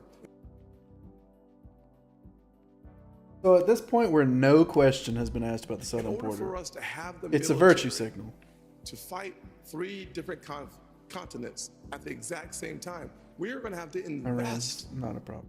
heavily in our military, but we're also going to have to invest heavily in an industrial base so that we can hit our objectives from a military perspective, not only with our ships, but also with our planes. We are so old as a military that in order for us to recalibrate, we're going to have to invest. One of the things I do in my Made in America strategy this is a searing hot take. More than 4 million new jobs by having high-tech manufacturing come back to America, decoupling from China, so that we focus our attention on creating that industrial revolution that will be necessary for us to achieve the goal of having a military that is ready to be lethal and come home safe. Thank you, Senator. Mr. Ramaswamy, I'm looking for specifics. What Very would you strange. build? Where Very would you build it? strange When point. would they be in the water? How big would the fleet get? What? This is the shittiest question I think I've ever heard in a debate in my life. First answer is end the toxic divest to invest program. For people who don't know about that, we're decommissioning ships in the South China Sea. The foundation of war is economics. Rebuild our defense industrial base at home. But here's the dirty little secret. Our actual defense industrial base depends on China for the supply chain, for the F-35 jets, for the ships that we're building. Think about this. Why are we stockpiling that if it isn't to actually be strong against our enemy, China? We depend on them for that, just like we depend on them for pharmaceuticals. Us being economically tied to them is a major issue, like peace-wise. The chances of us getting attacked are much lower based on the fact that, you know, we're economically tied to them. Just like we depend on them for semiconductors. So, in reality, Biden passed the CHIPS Act, which is sort of thing back to us. But the semiconductors line, I think, might actually be a straight-up lie. Most of our semiconductors actually come from Taiwan. And I think he might be saying that on a technicality. Here's why we can't get tough with China. It's because we depend on them for our modern way of life. And we have to declare economic independence from our enemy. That's the Declaration of Independence that Thomas Jefferson, at the age of 33, would have signed. And today, if he were alive, that's the Declaration of Independence that I will sign as the next president. I do have to recognize that Ron DeSantis was correct about acknowledging Nikki Haley's tough talk when she was ambassador to the UN, calling China our great friend. Why is he attacking Nikki Haley so hard? What he left out, though, Ron, and be honest about it, there was a lobbying-based exemption in that bill that allowed Chinese nationals to buy land within a 20-mile radius of a military base lobbied for by one of your donors. So I think we have to call a spade a spade. We need politicians who are independent of the forces that... Okay. Everybody talks about how rehearsed Ron DeSantis is. I think he genuinely thought that. I think that jumped right out of his mouth. That allowed Chinese nationals. Look, listen to him talk. He does not sound like he's talking like he normally does. He doesn't react like he normally does. He doesn't smile like a creep. A 20-mile radius of a military base lobbied for by one of your donors. So I think we have to call a spade a spade. We need politicians who are independent of the forces that increase our dependence on China. My message to Xi Jinping is this. You are done buying land in this country. You will not donate to universities in this country. U.S. businesses won't expand into the Chinese market until you play by the same set of rules. Ramaswamy, you're kicked out of the WTO, and you actually have to have accountability for the COVID-19 pandemic. How the fuck are you going to get China kicked out of the WTO? We have to hold them accountable. Do you have a number and a plan? I think that we need to increase our naval capacity by at least 20% right, the boats. over the course of the next several years. I think we have to, at minimum, be able to meet our AUKUS agreement standards. Right now, we are at risk of not even being able to meet our AUKUS standards with Australia and the UK. So what we need to do is have a plan that reverses the trajectory of the divest to invest program by 20% over the next 3 years. Governor Christie? You know, my first observation, Hugh, is that nobody answers your question. And my second observation is these three in the middle think they're the enemy. I know China is the enemy, and that's what we should be focused on. So let's be really clear. The nuclear submarines in this United States Navy is the greatest deterrent to Chinese aggression, and that is the first place I would go to increase American naval power. Our nuclear submarines are able to move stealthily, quietly, and effectively. And if we are going to deter China from invading Taiwan, the only way we're going to do it is to make sure that they don't know whether how many nuclear submarines from the United States of America are in the South China Sea and in that area and ready to strike on them if they decide to move on Taiwan. Good answer. And so we, as our first priority, need to go directly to our nuclear sub-program queue, and we need to increase it drastically. That would be priority number one. Ships would come next, but to me, the ships are secondary choice here. The submarines are the single most important thing that we could be deterring, that we could be using to deter China. But the other thing we can do to deter China is to let them know that the blood money they're spending for Russia in Ukraine right now will not be effective, that we send Putin home with his tail between his legs and make them understand that the same fate waits for them if they decide to move towards Taiwan with a more aggressive nuclear sub-program. We'll be able to make that threat real. Thank you, Governor. We're going to take a brief pause Good now. answer, We'll be back honestly. to the Republican presidential primary debate. Please stay tuned.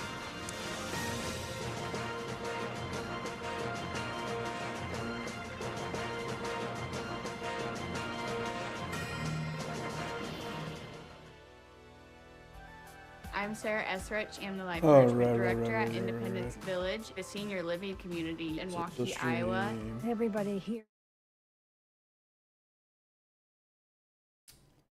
I am. All right. I usually And just leave to the be able audio to show up and then people- mute the. As far as winners so far, Tim Scott had him over. As like, oh, shit, he's telling the truth. Ron DeSantis and Nikki Haley on the Trump question actually answered the thing about Trump. Chris Christie, I think, did the best on the Navy situation. All of them lost on the Israel situation. Nikki Haley, Tim Scott won on the Ukraine. I guess if I average it across all of them, Nikki Haley's probably the one. I think that would be my answer. I don't know for sure, but I think that's the case. So far, anyway. I suppose we'll see. But I'll be right back. In a moment.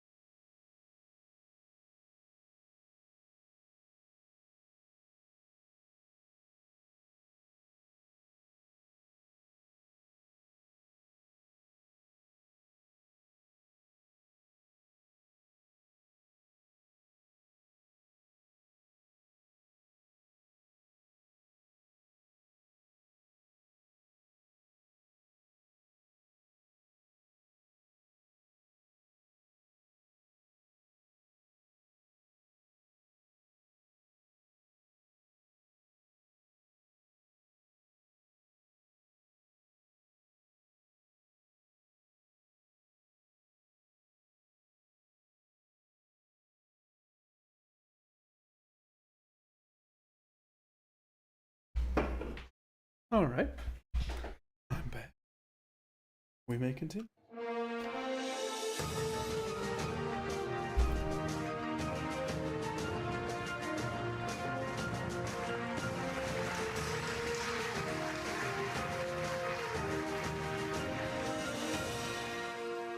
And welcome back to tonight's NBC News Republican presidential debate. Once again, here's Hugh Hewitt. Thank you, Lester. We're going to stay on China, and we're going to talk specifically about TikTok. Oh, yeah. It popped into my brain. I actually don't know what their next talking points are going to be. So that'll be interesting.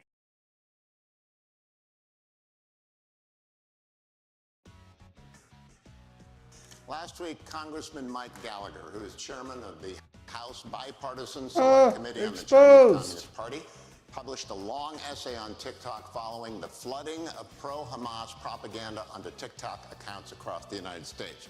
Chairman Gallagher called it shocking. He called the app predatory, controlled by America's preeminent adversary, one used to push propaganda and divide America. It's spyware, he said, a means of surveillance. Governor Christie, do you agree with Chairman Gallagher? And if so, would you ban or force the sale of TikTok? I agree 100% with Chairman Gallagher, and let me say this. TikTok is not only spyware, it is polluting the minds of American young people all throughout this country, and they're doing it intentionally. And when you saw what happened in the last few weeks with all of this anti-Semitic, horrible stuff that their algorithms were pushing out at a gargantuan rate, this is China trying to further divide the United States of America. And this is one of the big failings among many of the Trump administration. He talked tough about TikTok. I heard him do it many times. But when it came down to it, he did not ban them when he could have and should have.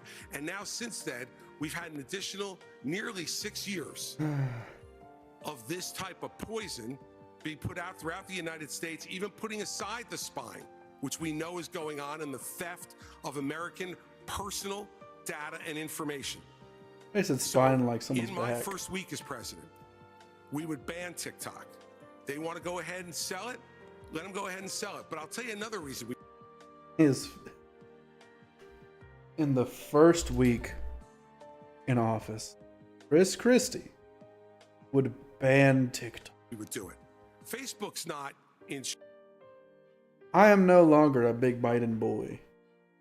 A man who, represents or defends Biden super hard. But in his first week, he eliminated the drone war. This guy wants to ban TikTok. China. X is not in China. They're not permitting a free. Lame boomer cringe X flow of information to the Chinese people from our social media companies, yet we just open the door and let them do what they're doing. TikTok should be banned because they are poisoning American minds, and I would do it week one. Thank you, Governor. Moms against video games, heavy metals corrupting the youth. This is what y'all sound like. I want to go to Governor DeSantis. Would you ban or You cannot allow these people these men to grow their hair out. They must have it short. the sale of TikTok, regardless the of whether or Beatles not are China controversial. allowed American apps to operate in China? Yes, I think that China's the top threat we face. Let me hit that They've been question very one more time. effective. Thank you, Governor. I want to go to Governor DeSantis. Would you ban or force the sale of TikTok, regardless of whether or not China allowed American apps to operate in China? Yes, I think that China's the top threat we face. They've been very effective at infiltrating different parts of our society. So my policy on China and the Chinese Communist Party is very simple. We win, they lose. And in order to do that, it's not just military, it's economic, and it's cultural. And as the dad of a 6'5" and a 3-year-old, I'm concerned about the data that they're getting from our young people and what they're doing to pollute the minds of our young people. These kids get these devices and they have a mind of their own. I know a lot of parents are looking at it. It's hard to even keep it out. China's obviously the most extreme, but this is happening with other things. So we are going to do that, and we are going to make sure to protect the American people. It's a full spectrum approach to be able to fend China off. Yes, military deterrence. Yes, economic decoupling, but also their role in our culture. If we ignore that, we're not going to be able to win the fight. Thank you, Governor. Ambassador The Haley, economic speak to the connections to parents us out there. help There to are probably prevent TikTok apps on half the military phones in this auditorium. No, I'm going to speak to the fact that 2 people hit me and you didn't let me respond. So let's first talk about the fact that they want to talk about the Chinese land from 10 years ago. Yes, I brought a fiberglass company 10 years ago to South Carolina. But Ron, you are the chair of your economic development agency that as of last week said Florida is the ideal place for Chinese businesses. Not only that, you have a company that is manufacturer of Chinese military planes. You have it. They are expanding 2 training sites at 2 of your airports now, one which is 12 miles away from a naval base. Then you have another company that's expanding, and they were just invaded by the Department of Homeland Security. So mine was 10 years ago. You gave Yours them was stuff. 6 I months didn't ago. give them anything. What's your story? And I abolished that agency that she's talking about. No, Enterprise Florida, we abolished it, and of course we banned China from buying the land. website Not last exactly week. a Go great check. recruiting pitch if you're banning them from purchasing land. scrubbed the So website we've stood last up week. and Thank we've you, done the Ambassador right thing Haley. in Florida. Damn. I don't know. Chase mentioned that the other thing was trending. But that was savage. That was pretty good. Mr. Ramaswamy, we've talked about this. You campaign on TikTok. Ugh, we don't How like do you this get guy. TikTok banned if you use it? Well, I Yeah, want dummy. to laugh at why Nikki Haley didn't answer your question, which is about looking at families in the eye.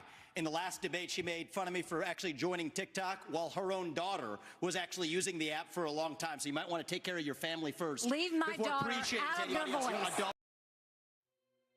Why is it relevant that her daughter uses it when you personally use it? The next generation of Americans are using it, and that's actually. Oh, they're booing the fuck out of this guy. Wrapping her up. That's fine. Here's the truth. Oh shit, they booed the fuck out of that guy. Her own daughter was actually using the app for a long. The question was whether, like, why are you campaigning on it if you don't like it? And he's like, this bitch's daughter uses So you might TikTok. want to take care of your family first. Leave my before daughter preaching out to of your anybody else's voice. adult daughter. The next generation of Americans are using it, and that's actually the point. You have her supporters propping her up. That's fine. Here's the truth. You're The just easy scum. answer is actually to say that we're just going to ban one app. We got to go You're further. just scum. Fuck. Damn. To ban any U.S. company actually transferring U.S. That awkward data to the Chinese. fucking Here's a throat story clear. Most people Me don't too, know. bud. To ban any U.S. for actually joining TikTok. Adult, actually to say that we're just going to ban one app. We got to go further. We have to ban any adult daughter. Can we hear you're just scum one more time? I'm sorry. Are using it, and that's actually They the booed point. the You have fuck her out of that supporters dude. Damn. propping her up. That's fine. Here's the truth. You're just the easy scum. answer is actually to Ooh, say that she we're just going to ban fucking one app. hates him. We got to go further. We have to ban any U.S. company actually transferring U.S. data to the Chinese. Here's a story most people don't know. Airbnb hands over Damn, she's U.S. pissed. user data to the CCP. Now, that's a U.S.-owned company. So this is the problem when you have Republicans that temporarily go the way the winds blow, and now it's popular to talk tough on China. When she was UN ambassador, called them literally, her words, not mine, our great friend. You can't be fair weather fans of the right policy. Get to the root cause. Even U.S. companies in Silicon Valley are regularly doing it. Cut the virtue signaling. The fact of the matter is Democrats are on TikTok today. The only person, one of the few people who is putting up content the way the actual algorithms work, speaking for pro-Israel views or others, is Ambassador me. And I predict Haley, more Republicans will join it. But stop U.S. companies from turning over data to Chinese companies. That's the real Moderators answer, like not the virtue Kristen signal. don't get to respond to personal attacks, but you do. Thank you very much. Oh. More Republicans will join it, but stop U.S. companies from turning over data to Chinese companies. That's the real Moderators answer, like not the virtue Kristen signal. don't get to respond to personal attacks, but you do. Thank you very much. You know, That was dumb, obviously. Very awkward. Very awkward. That whole interaction. When he talks about me praising China, he doesn't know the fact that the reason China was praised was because I negotiated with China and Russia the largest set of sanctions against North Korea in a generation. That is literally the reason North Korea stopped testing ballistic missiles. So I said China did good on their part.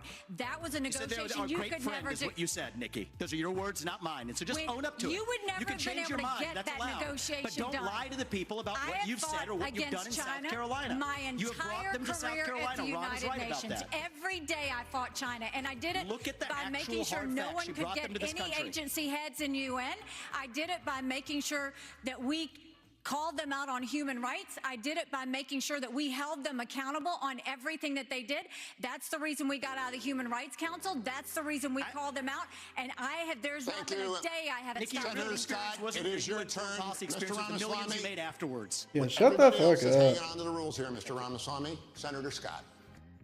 It is funny because, like, Ron DeSantis apparently has multiple companies with ties to building planes for the Chinese military. That's crazy.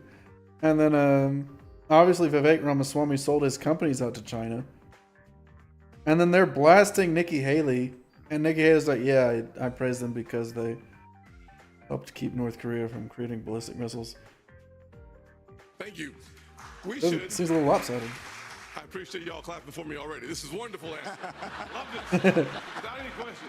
What we should do is ban TikTok, period. Now, we saw under former President Trump, he tried to ban TikTok twice, but was struck down by our federal courts. If you cannot ban TikTok... Really? I actually didn't know that. He pumped the federal courts full of Republican justices. You should eliminate the Chinese presence on the app. Period. We also should provide, in my parents' Bill of Rights, we give parents the opportunity to give their kids permission under 14 to be on those apps. I think it's incredibly important for us as Americans to take back control of the information, especially of our kids. Where does it go? We should know that. One of the ways that we get to know that is by having a parental consent. But if we can eliminate TikTok, that is a first step. But it's not just TikTok.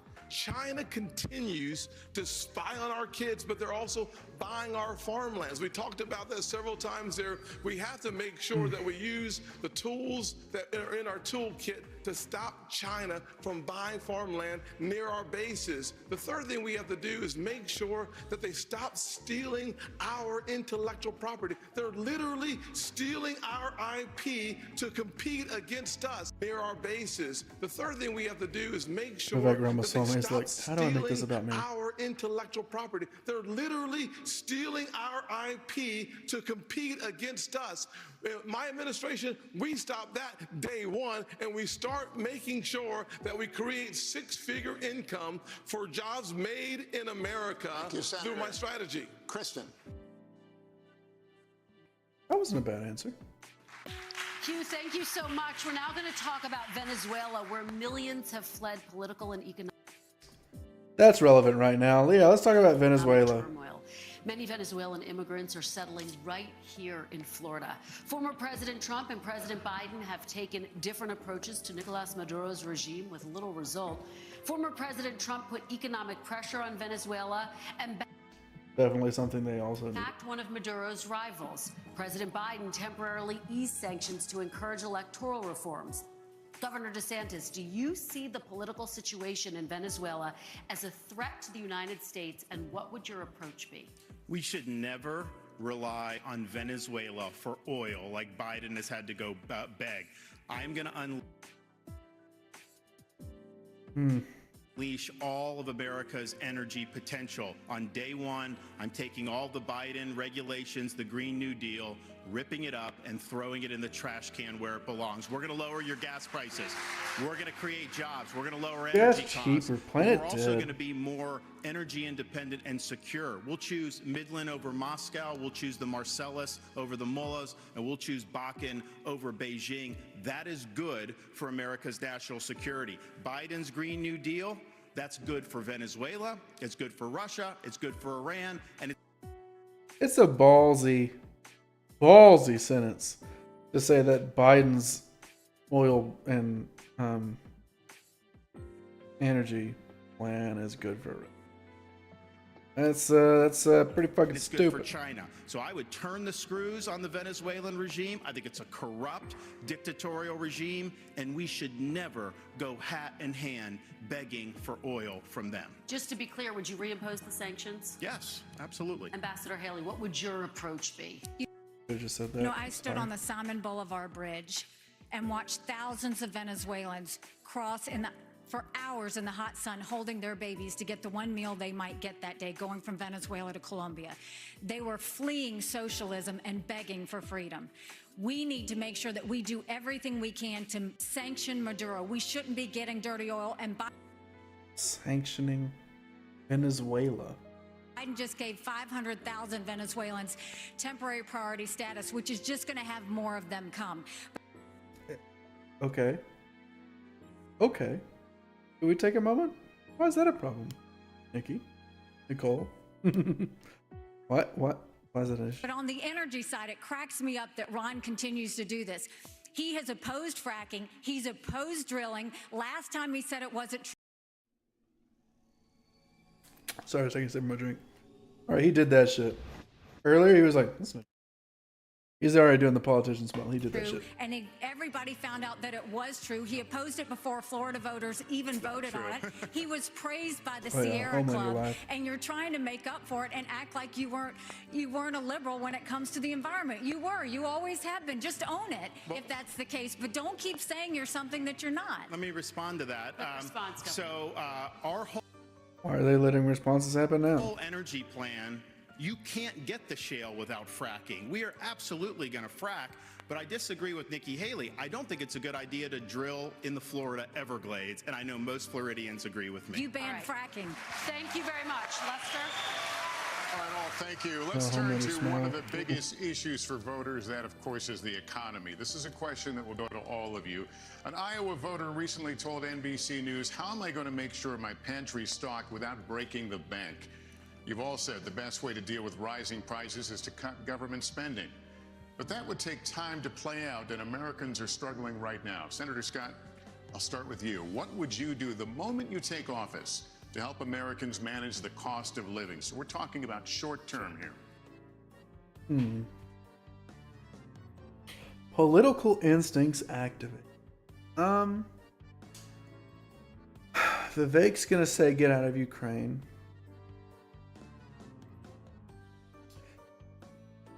Tim Scott can't circle this back to his parental bill of rights. I think he's gonna vaguely posture. I think Ron DeSantis is gonna bring this to energy, maybe? And I think Chris Christie and Nikki Haley are probably gonna vaguely posture. My mother was a single mother who raised me and my brother in a very challenging economic situation. I don't want to call it to her. The first thing I can tell you is that when your gas prices are 40% higher right now than they were just a little over 2 years ago. Tim Scott's doing the energy. For my mama, that was a crisis. The first thing I would do as President of the United States is I would sign the XL Keystone Pipeline and start seeing resources flow. Second thing I would do. I did mention in the last debate that Biden is poised to produce more oil. And that's just oil in terms of energy. That's just oil, but still. Poised to produce more oil in his first term than Trump's. Is make sure that there's certainty and predictability so that those folks who have the leases in our country would have the certainty and predictability to go ahead and become energy independent. It's never happened. It's not true. Didn't happen under Trump. Should focus not just on being energy independent.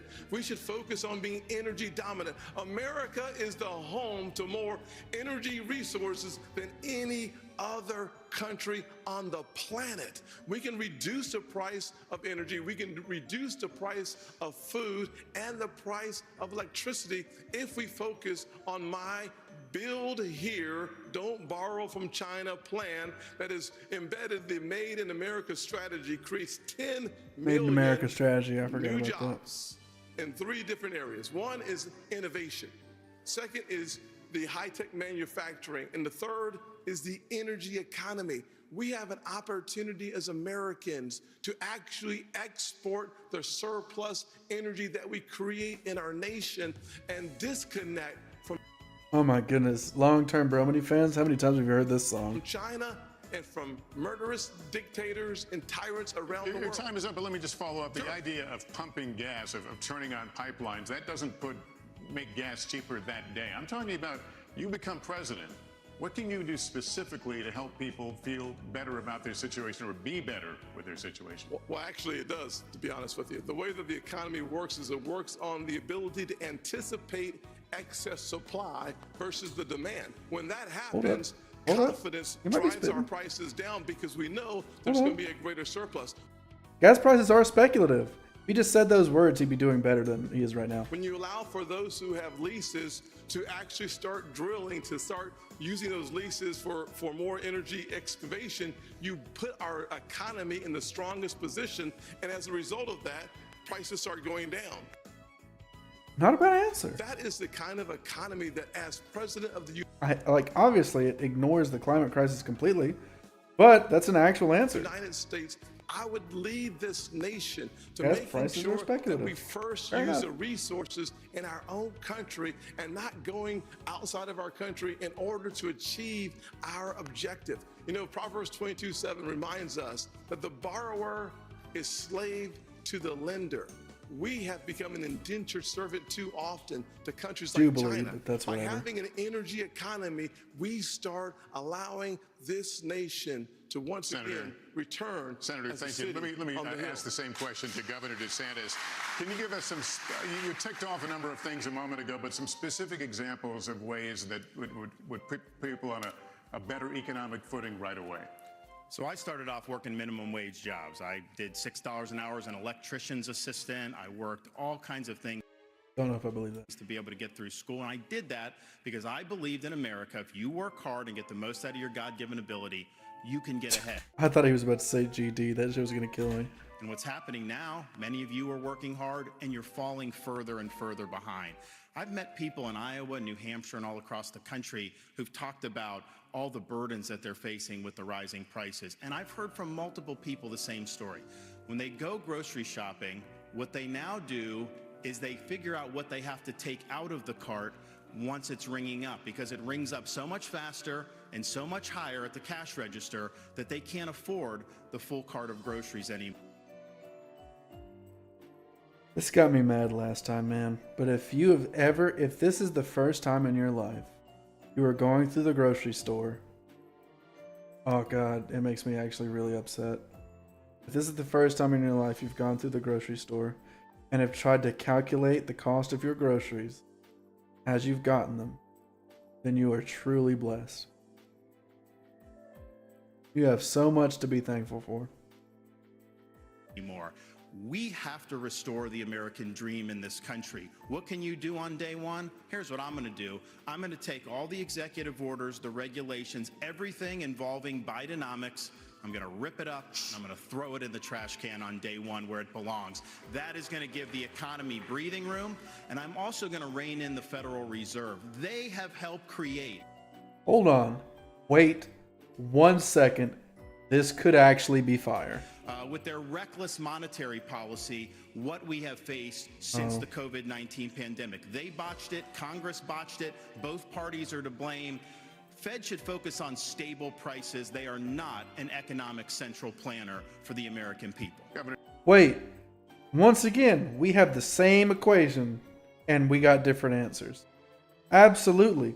The Federal Reserve has said as much. That like the minor workers' revolution that happened post-COVID, they are trying to actively undo that. They're trying to drive down wages. I agree. Someone's got to smack them around because it's like, hey, you are not like he just said, you are not the economic planner, and yet we have completely different answers. That's crazy. Thank you, Mr. Ramaswamy. Didn't expect that from him at all. That was surprising. Weigh in on this, ways that you can improve people's financial condition in the short term. Right, and as a CEO, the economic question. So scared of what he's about to say. Kill him. Kill 50% of workers. Is core to my vision and policy prescription for this country. Increase the supply of everything. It's the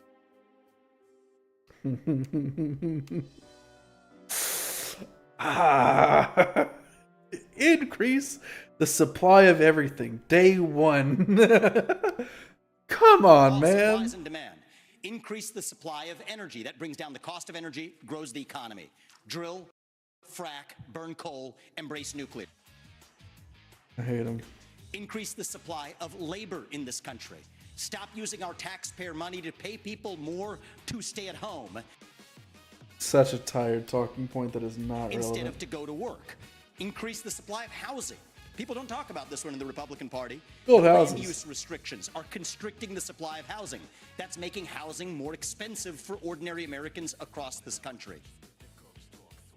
Not to be too much of a leftist, but the fact that apartments and complexes like that are building up across the country instead of like opening land for housing also doesn't help. Sam. So that's the true answer. And I think it takes a CEO in the White House who actually understands this to get this done. Because Americans at home, they know the Bidenomics is a lie. Prices are going up. Interest rates and mortgages to buy your home are going up. But wages have remained flat. The idea that wages have remained flat from 2020 to 2023 is non-existent. No one believes that. Wages? The issue has been that corporations have taken that and added to their bottom line, their profits, by basically just raising prices where there is no increase or rather, okay, so there is an increase in the cost of products, but they raise their prices at a disproportionate degree. That's the thing. Because these corporations are trying to offset the cost of labor. Labor is a big part of the cost of doing business. So they want to increase their cost of goods to pay for their labor, but they still want the same profit. And that's the one thing that Biden doesn't understand and has never understood, is that you can't just say, okay, yeah, inflation's down. That is technically, it's literally true that inflation is down. The issue is that the corporations are raising their prices exponentially to get the same or more profit while paying people more for labor. They want to increase the pay for their labor, but they still want to get that profit. They're not willing to take a loss. They're not willing to do worse year over year. And that's the issue. Hey, pay people more, make less year over year, and keep prices reasonable. That's the issue that we're facing. And no liberal is going to make that sacrifice or is going to take that hit. That's the issue we're facing. And it doesn't help that the Fed, as Ron DeSantis mentioned in this same topic, it doesn't help that they're trying to undercut wages for workers at the same time. I think that's probably the most concise description I've ever made of that. That's the hard diagnosis for our economy. And this is about more than just our economy. I say this as a member of my generation. I'm 38 years old. I'm the youngest person ever to run for U.S. president as a Republican. The reason my generation has lost our sense of national pride, in part, is because people in my generation feel like the American dream isn't available to them. And part of the reason why is we burdened them with four-year college degrees that did not serve their head start on the American dream. People will be more proud of a country if we're all making more money in that country. This is how we revive national pride and our identity, and it will take a CEO in the White House with zero-based budgeting, by the way, to take on the federal debt to get this job done. Who thinks this motherfucker paid more, Governor Christie on that. Well, look, Lester, part of the he had like 7 people clapping. The clapping. question, and I agree with Tim on this, is absolutely energy is the key. Energy was a surprising plot twist. I did not expect this to take such a hold. To this because it drives every one of those other prices. Now food gets to your grocery store, it gets trucked. And those truckers have to pay for fuel, for the higher fuel prices. And they wanted to be real, they'd say diesel prices. when you go ahead and you tell people, we are going to unleash every bit of American energy, every bit of its potential, what happens in the futures markets? We will the prices go down. Because those people who are believing that the Biden program will continue are the ones who are bidding this up. And let me tell you the other place that's bidding it up, in the Middle East. And so if you don't believe that making sure that Israel and that Israel situation that's going on right now isn't resolved and resolved quickly as President of the United States and bring stability back, that will also not permit countries like Saudi Arabia and others to be able to jack their prices as well in what they say is in response to a crisis, when it's really what it's in response to is putting more money in their pockets. When they have an American president who knows that Israel must be defended not with humanitarian pauses and not with suggestions for ceasefire, but letting them know we will supply them with everything they need, that will also bring stability to the market. Energy is the key to bringing this down. It's what every American family needs when they turn on their lights, fill up their car, and go to the grocery store. And we need to do that first and foremost. That's the short-term answer. Governor Christie, thank you. Ambassador Haley, let me come at this from a slightly different direction. Americans in rural communities are being especially squeezed by inflation right now. An Iowa State University study found that last year inflation cost rural households about an extra $5,000. How would you specifically help rural Americans who are suffering right now, Ambassador? Well, I'm a product of rural America. I grew up in rural South Carolina, and I can tell you what we're seeing now in America is the rich are getting richer and the poor are getting poorer.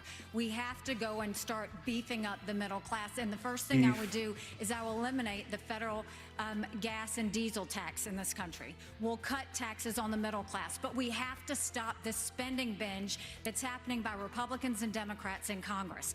I will make sure, one, we claw back the $500 billion of unspent COVID dollars that are out there. Instead of 87,000 IRS agents going after middle America, we'll go after the hundreds of billions of dollars of COVID fraud that exists, one out of every $7.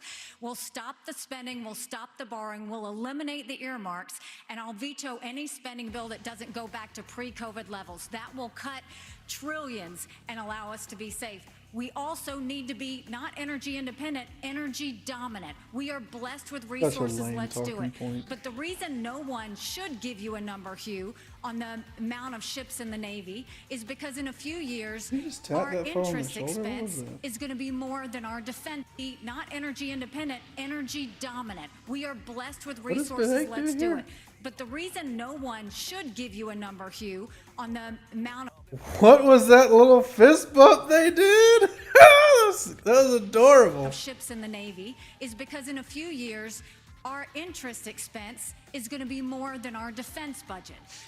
Unlikely. So no one can give you that number realistically without first. What are they doing over there? What are y'all guys doing? They're being dudes over there. Number to give you that. We have got to understand this is a crisis. It is a national security concern. If we don't deal with what's going to happen with that interest expense in a few years, we're going to look like Japan, and we can't let that happen. The strong dollar matters. Thank you very much, Kristen. Americans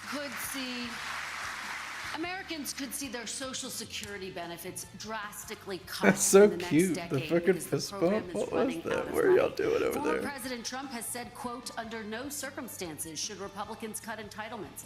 Governor Christie, first to you. You have proposed raising the retirement age for younger Americans.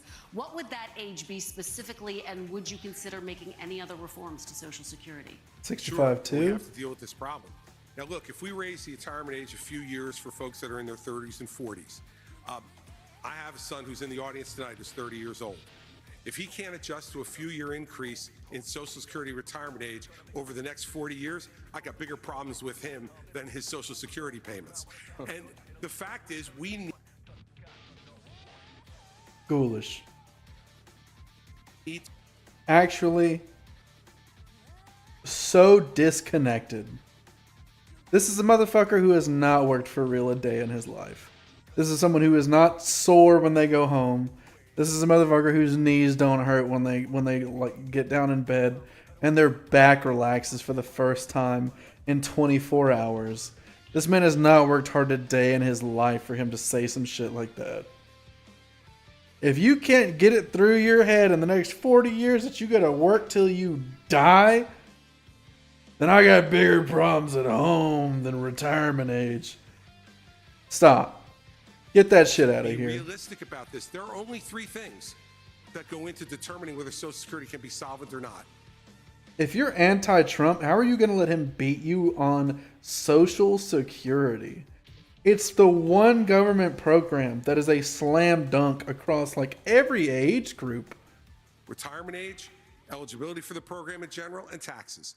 That's it. Eligibility. If you restrict eligibility and people get to 65, 70, if you want to raise it that high, and they don't qualify, I'm going to stop. We are already overtaxed in the country, and we should not raise those taxes. But on eligibility also, I don't know if out there tonight, and if you're watching Warren, I don't know if Warren Buffett is collecting Social Security, but if he is, shame on you. You shouldn't be taking the money. There are a lot of programs in this country that we all pay for that we don't get a direct benefit from. Food stamps is one of them. I'm just going to let that one hang, I think. I've never, fortunately in my life, ever had me or my family on food stamps. But I'm glad it's there so that no one in this country goes to bed. Hey, I'll take it back. I'm sorry. I thought he was roasting food stamps. I was like, you know how many single mothers I know who need food stamps because they need their money to pay for like baby and toddler and X, Y, and Z costs. I was going to roast them. I'll back off. At night if they have availability to that program. But I don't get a direct benefit. The fact is on Social Security, remember why it was established. It was established as a safety net program to make sure that no one would grow old in this country in poverty. That's what we got to get back to. Rich people should not be collecting Social Security. Governor. If that's your answer, I'm fine with that, actually. I was going to roast him. I'm backing off, and I apologize. I didn't realize that's where he was going with that. I've got to use the bathroom before I perish. I'll be right back. But yeah, that wasn't that bad, actually. I thought he was doing something else. You know what? I'll take it back.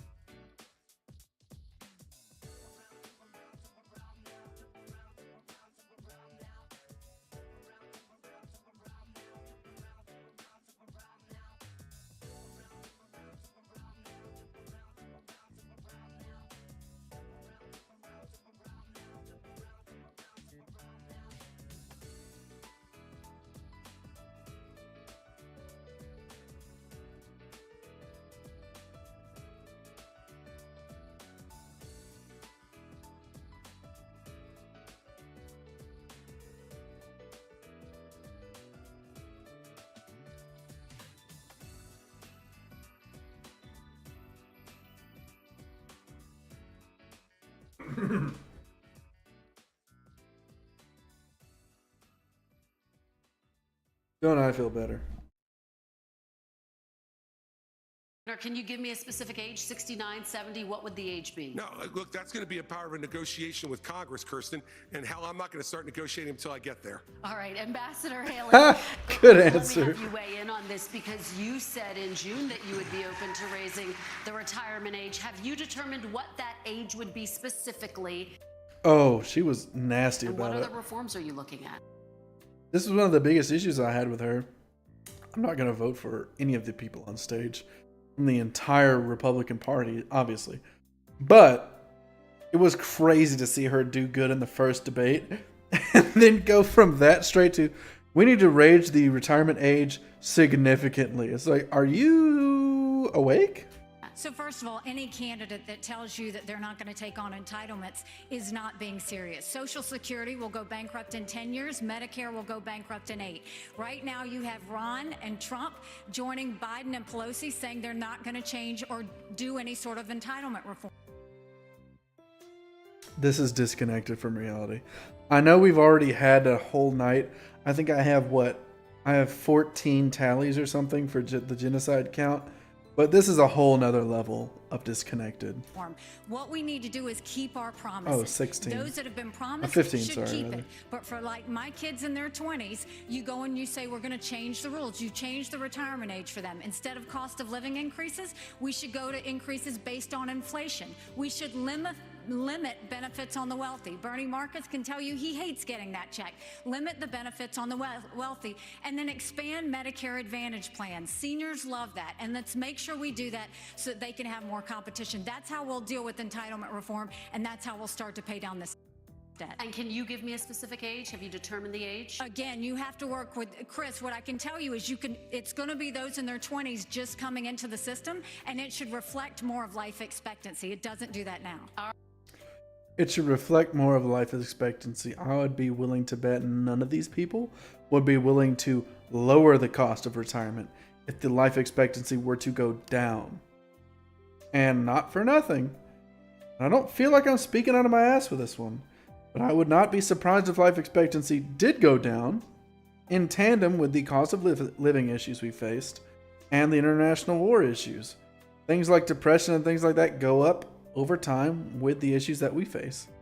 And the number one thing that goes up with depression and issues on the world stage is substance abuse, whether it be alcohol, cigarettes, drugs, whatever. Maybe I'm reading too much into it, but that just feels true to me. All right, Mr. Ramaswamy, have you... That's it. That's intuitive. Intuitive. That's not a real argument. It's just something that I think. Determined if you would touch entitlements and Social Security? What, if any, reforms are you looking at? 71. So this is really important right now. We're working within the last window I believe we will have to actually fix this problem while still leaving Social Security and Medicare benefits for current seniors intact. I'll tell you how. The other candidates assume, like Nikki, that it can't be done. And on her math, still she's shooting right about at Nikki. But her math assumes $7 trillion of our $33 trillion national debt going to fight wars like in places like Iraq and Afghanistan. Minus that, our national debt would be $26 trillion right now. Then you go to zero-based budgeting, which I've proposed as a CEO. It's how I've run businesses. It's how many CEOs run businesses. Don't use last year's budget as the baseline. Start with zero as the baseline and then ask what's actually necessary. 75% headcount reduction. Yes, that is severe.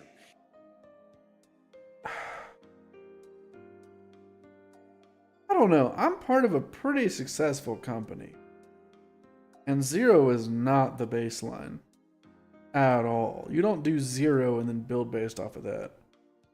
The idea is for management to carry it to a certain degree where it's good year over year and you respond well to market fluctuation.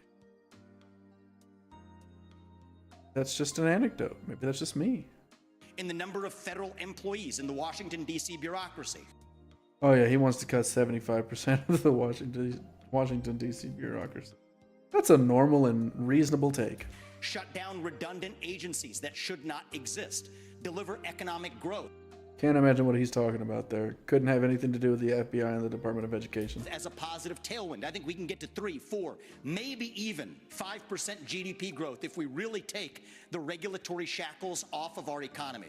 And against that backdrop, I believe this is our last best window to be able to take care of our national debt problem through those severe measures, including sacrificing the foreign wars that many bloodthirsty members of both parties have a hunger for.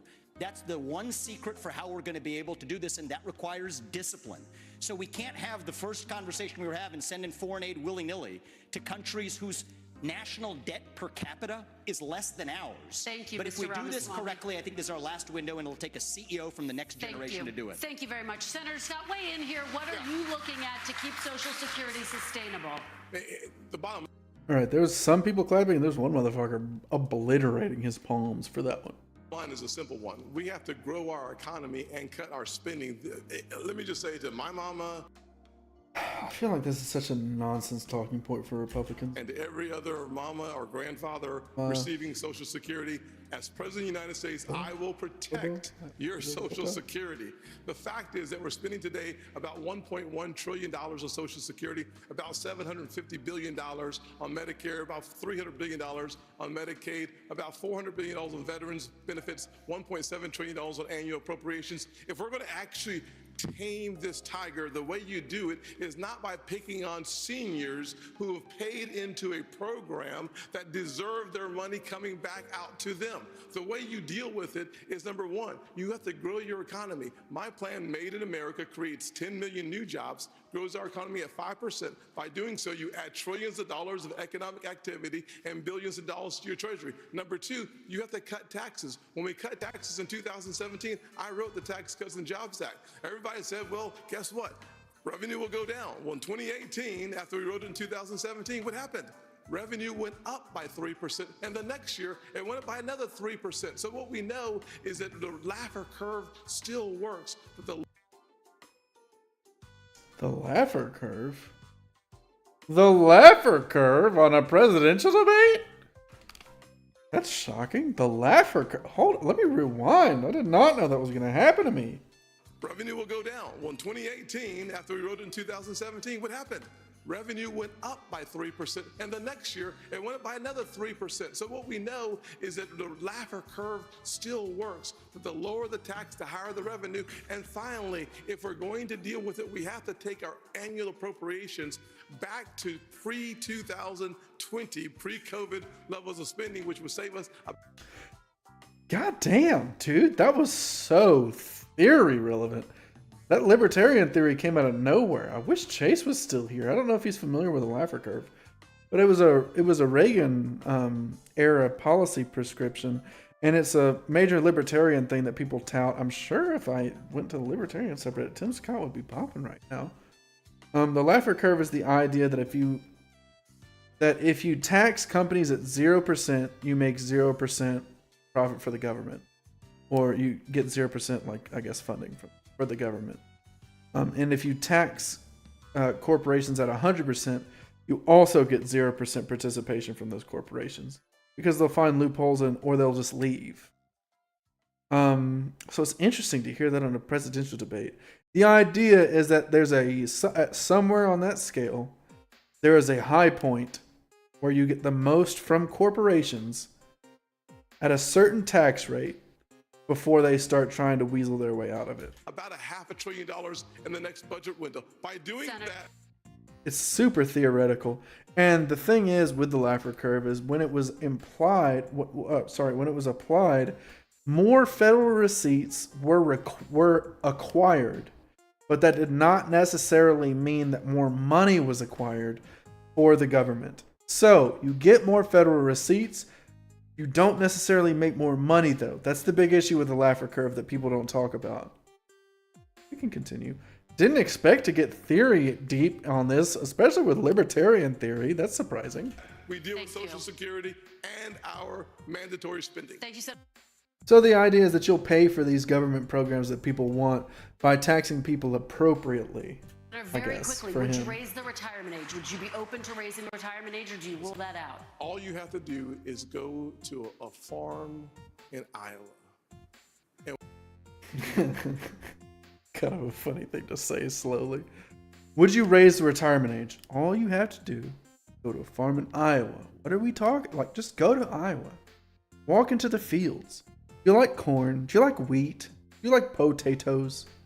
Go to a farm in Iowa. And watch the hard work and the dedication. People work hard making potatoes. Yes or the answer is no, but listen to this though, before you go on. Thank you. The fact of the matter is that He's kind of funny. Physical your labor, a year or 2 or 3 more is actually challenging to the physical body. You and I might have a different perspective, but for those farmers, they're working night and day. Thank you, Senator. I appreciate it. Governor DeSantis, finally. Yeah, it works hard when you're not wearing a suit. Raising the retirement age, and how would you keep Social Security sustainable? Well, look, as governor of Florida, I know a few people on Social Security. What time are we at? Yeah, I was about to say.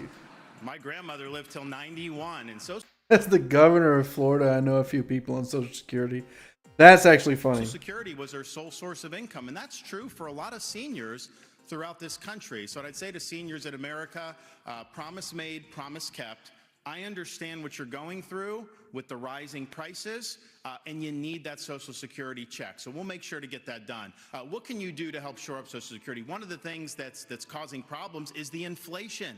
We have to reduce inflation. Still when you reeling have from the higher Laffer inflation, curve. the seniors get a cost of living adjustment, which means the program's spending more, but it doesn't cover the increase in the actual inflation rate. We also do need to get to at least 3% growth. You're never going to be able to have be able to solve the budget without that. But I would note that was a not accentuated shot at Vivek, I think.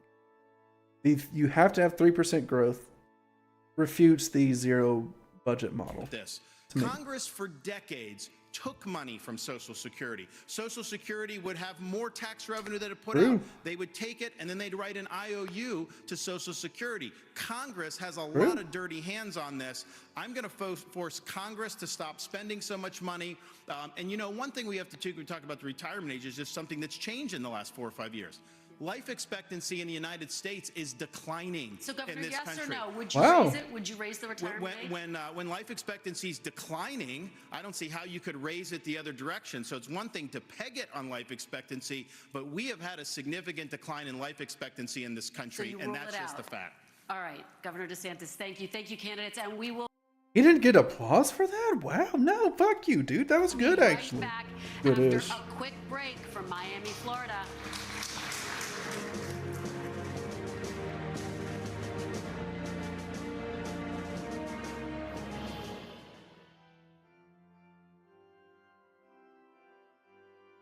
You know, I gotta say, Tim Scott and DeSantis probably won the second half. I think DeSantis has won this one. Why is wedding music playing? Am I still on the? I'm still on the Persona Q soundtrack. Okay, let's skip that. That's weird. I didn't expect that. But yeah, I think DeSantis won that round, actually. And I think overall he's probably won because Nikki Haley was kind of non-existent in that one. Surprising. I'm watching a Bass Pro Shop for the Republican Party. Bass Pro Shop advertisement? That was weird. Very in the weeds conversations in that segment. The Navy thing. Crazy thing to talk about. We're talking about the fucking Navy and building boats. 300 to 355 to 400? What are we talking about? Military readiness as far as secrets go? That was strange. Chris Christie won that one with the nuclear submarines part, by the way.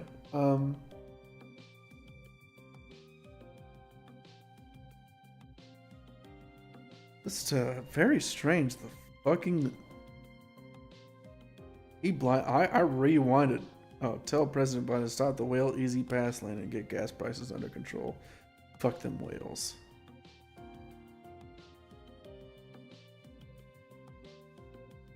The progressive lady in a wig makes her feel much older. She's getting up there. It's gonna be weird when she dies. Huh? I think that's all the comments that I have. I can skip ahead.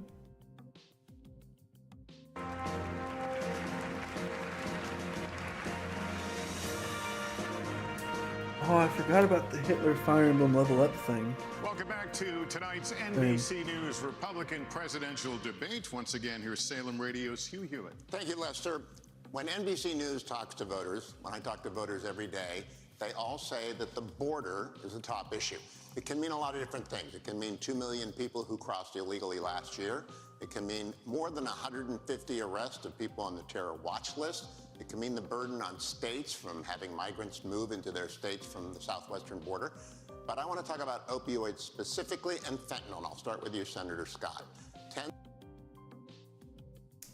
This is literally making me want to end the stream. This topic alone. Like, this is such a tired and ridiculous talking point.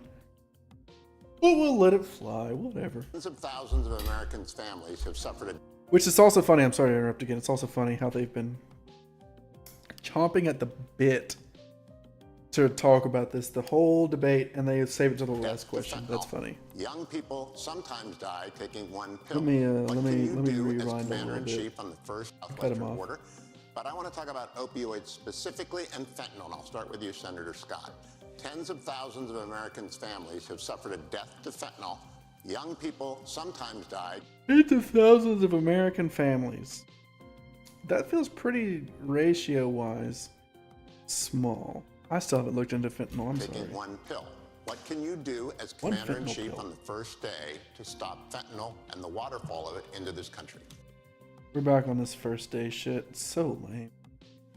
Well, number one, we should close our southern border. For $10 billion, we could close our southern border. For an additional $5 billion, we could use the currently available military technology to surveil our southern border, to stop fentanyl from crossing our border. I've already led on legislation that would sanction the Mexican cartels. If you remember the path, the precursors come from China, then they are manufactured in Mexican labs, and then the Mexican cartels bring them across our border. By sanctioning their accounts and eliminating their cash, we starve them of what they need. Number one, closing our southern border makes it nearly impossible to get in. The military-grade technology is a backup, making sure that we not only stop 70,000 deaths in the last 12 months because of fentanyl, it also allows us to deal with the human trafficking travesty that is entering in our country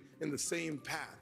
If we are going to deal effectively with 100,000 overdose deaths in our country and the 70,000 that is directly linked to fentanyl, we have to deal with our ports of entry and deal with our southern border.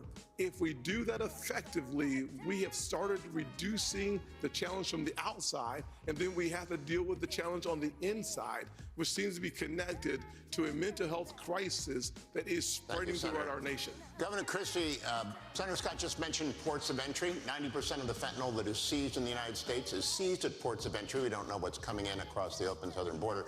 You've been a United States attorney. You've taken on cartels. Can it really be done quickly? What would you do as president? 90% of the fentanyl that is seized in the United States is seized at ports of entry. We don't know what's coming in across the open southern border. You've been a United States attorney. You've taken on cartels. Can it really be done quickly? What would you do as president? It can be done quickly in two ways, Hugh, on fentanyl. The first way is exactly as you suggest, at ports of entry.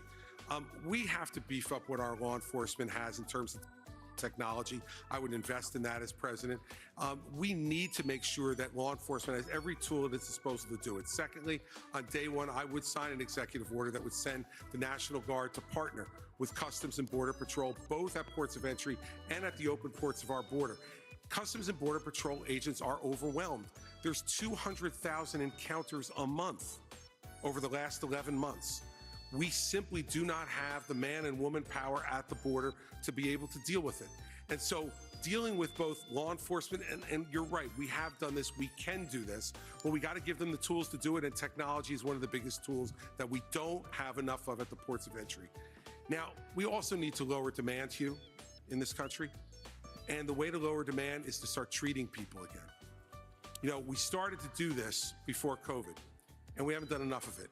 And for every family out there tonight who has lost a loved one to fentanyl or to any other type of opioid overdose, what you know is all you want is a chance for them to win their lives back.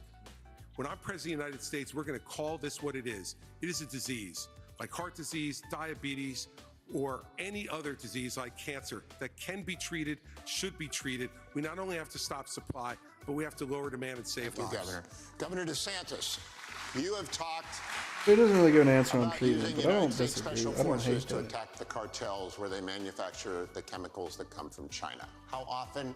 How many? What does that look like? Well, first, I was speaking to a dad who lost a son to fentanyl overdose. Son wasn't a drug addict. He had taken some pill that happened to be laced with fentanyl, and it was a fatal overdose. And when he told me, obviously the pain of losing a child is as bad as it gets, but he said what was salt in the wounds is that these elites in D.C. don't give a damn about what's going on in this country. They don't care that we have tens of thousands of opioid deaths, that the fentanyl's Kind of a funny thing to say considering the situation in Israel, as far as not giving a damn what the country wants. pouring in. They are not taking the type of action we need to. We're declaring it a national emergency on day one. I'm sending U.S. military to the border. I'm going to stop the invasion cold. I am going to deport people who came illegally. And I'm even going to build the border wall and have Mexico pay for it like Donald Trump promised. How are you going to do it? Yeah, Mexico's not going to fork over money. We're going to impose fees. Donald Trump who came illegally. And I'm even going to build the border wall and have Mexico pay for it like Donald Trump promised. How are you going to do it? Yeah, Mexico's not going to fork over money. We're going to impose fees on the remittances that foreign workers send to foreign countries. We'll raise billions of dollars. That's insane. The idea of charging fees for remittances is crazy. So a person comes to this country, moves to this country, legally or otherwise, but it would have to be legally to be tracked. Otherwise, this motherfucker would deport him.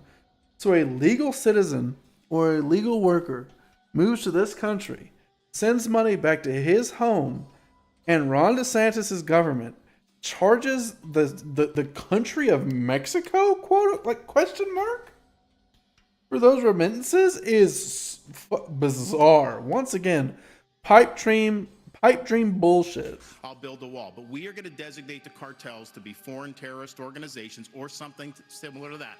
And we're going to authorize the use of deadly force. We're going to have maritime operations to interdict precursor chemicals going into Mexico. But I'll tell you this, if someone in the drug cartels is sneaking fentanyl across the border when I'm present, that's going to be the last thing they do. We're going to shoot them stone cold dead. Shoot them. That's the answer to the fentanyl crisis. Shoot them. Shoot them a bunch. Shoot them with bullets. Ambassador Haley, if the United States uses special forces in Mexico without prior notice to the Mexican allies to our south, what would your colleagues at the United Nations think about that? I don't care what my colleagues at the United Nations think. What I'll tell you is... Should we let that one hang?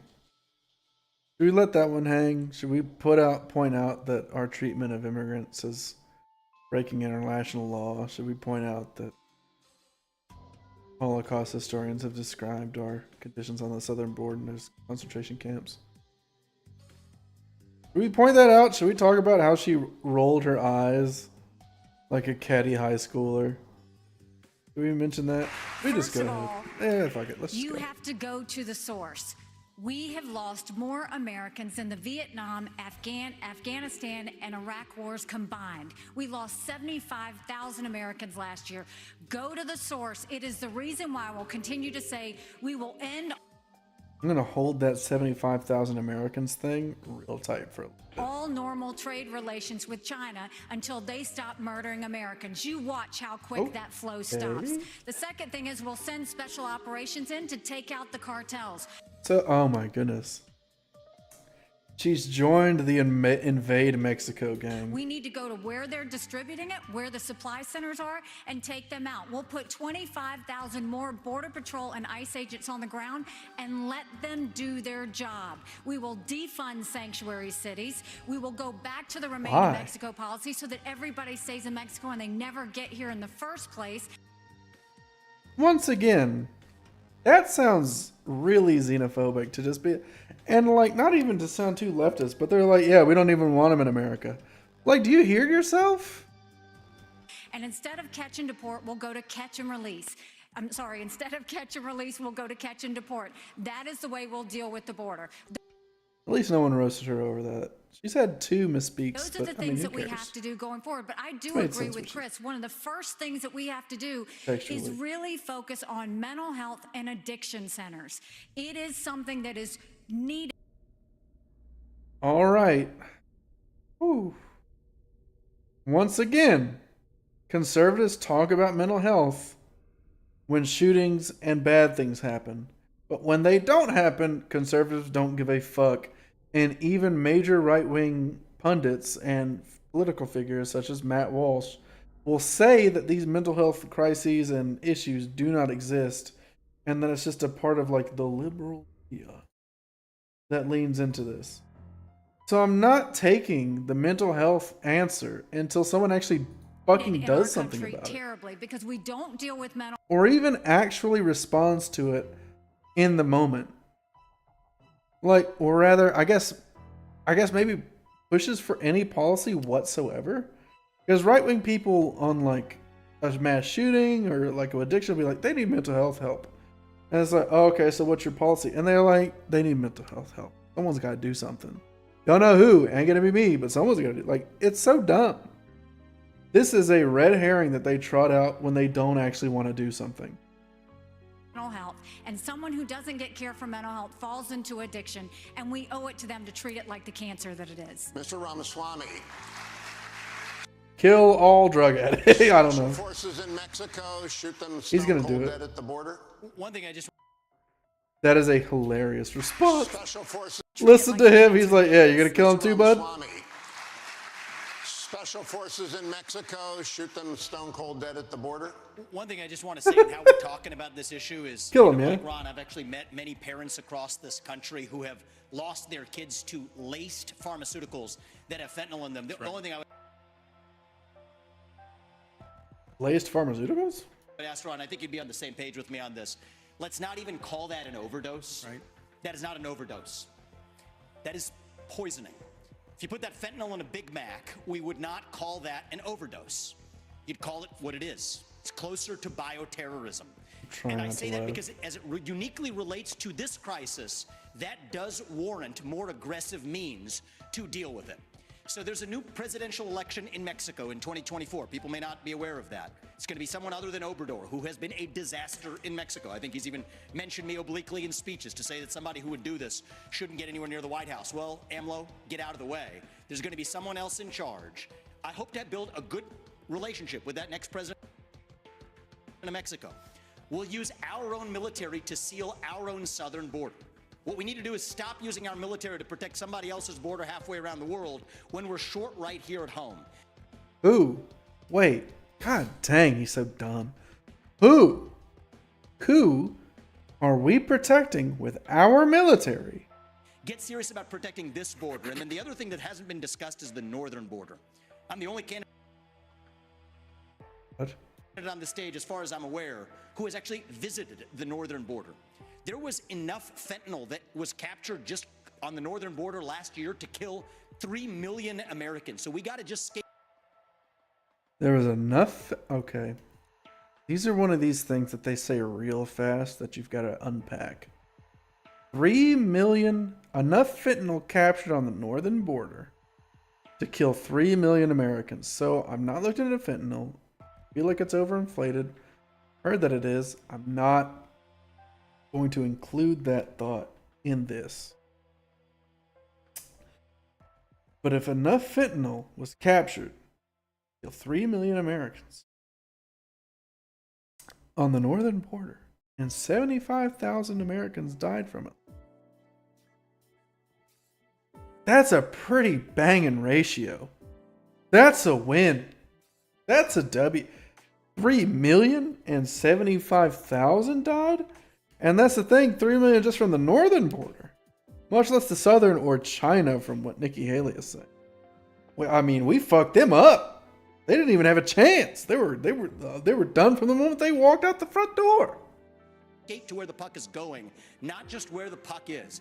3 million Americans. So we got to just skate to where the puck is going, not just where the puck is. Rich people shit. Is he talking about ice? Is he talking about hockey? Don't just build the wall, build both walls. Can't just complete the wall. Oh my God. Do not. Oh my God.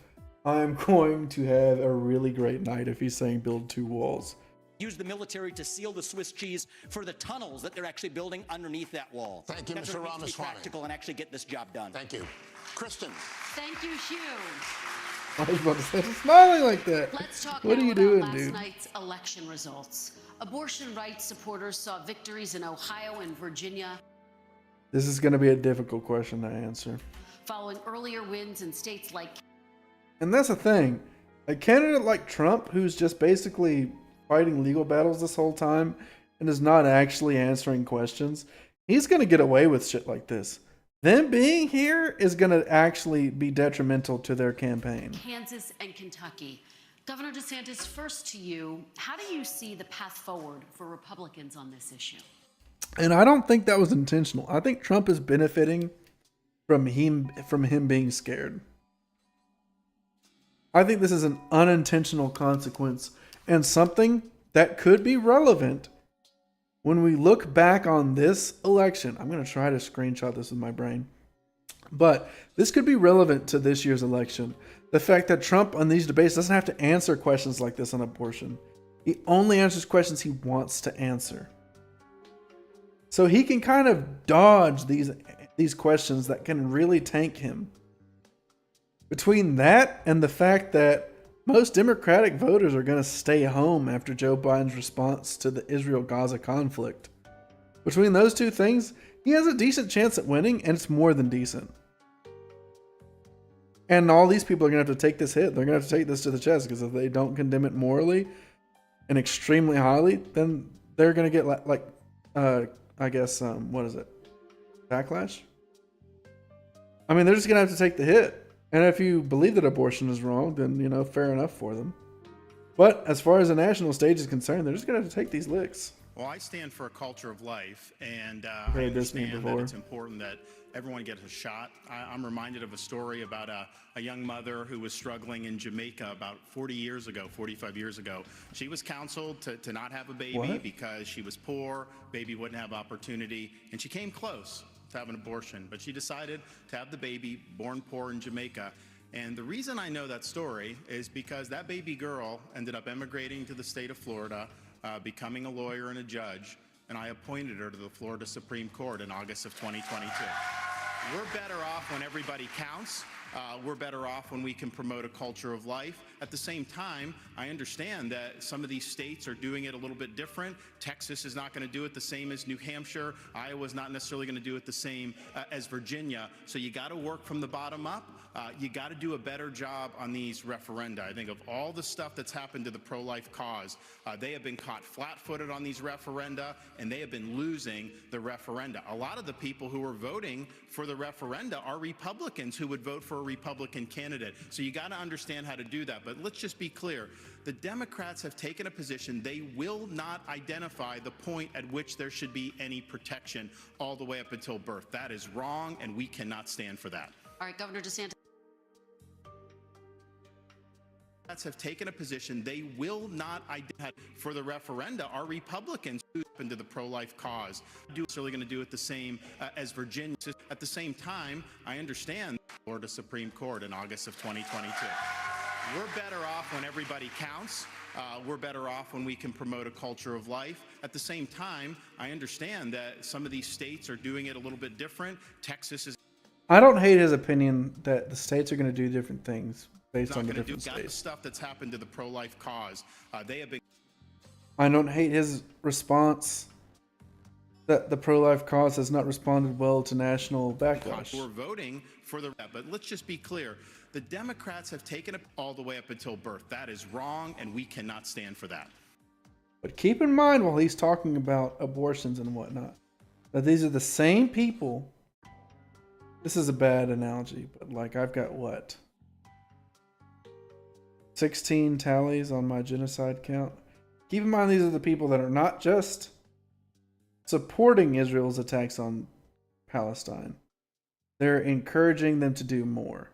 Same people that say they're pro-life are saying that we have got to massacre citizens in Gaza with almost 2,000 deaths of children in that time. I know people talk about abortion rates and how millions of people have died.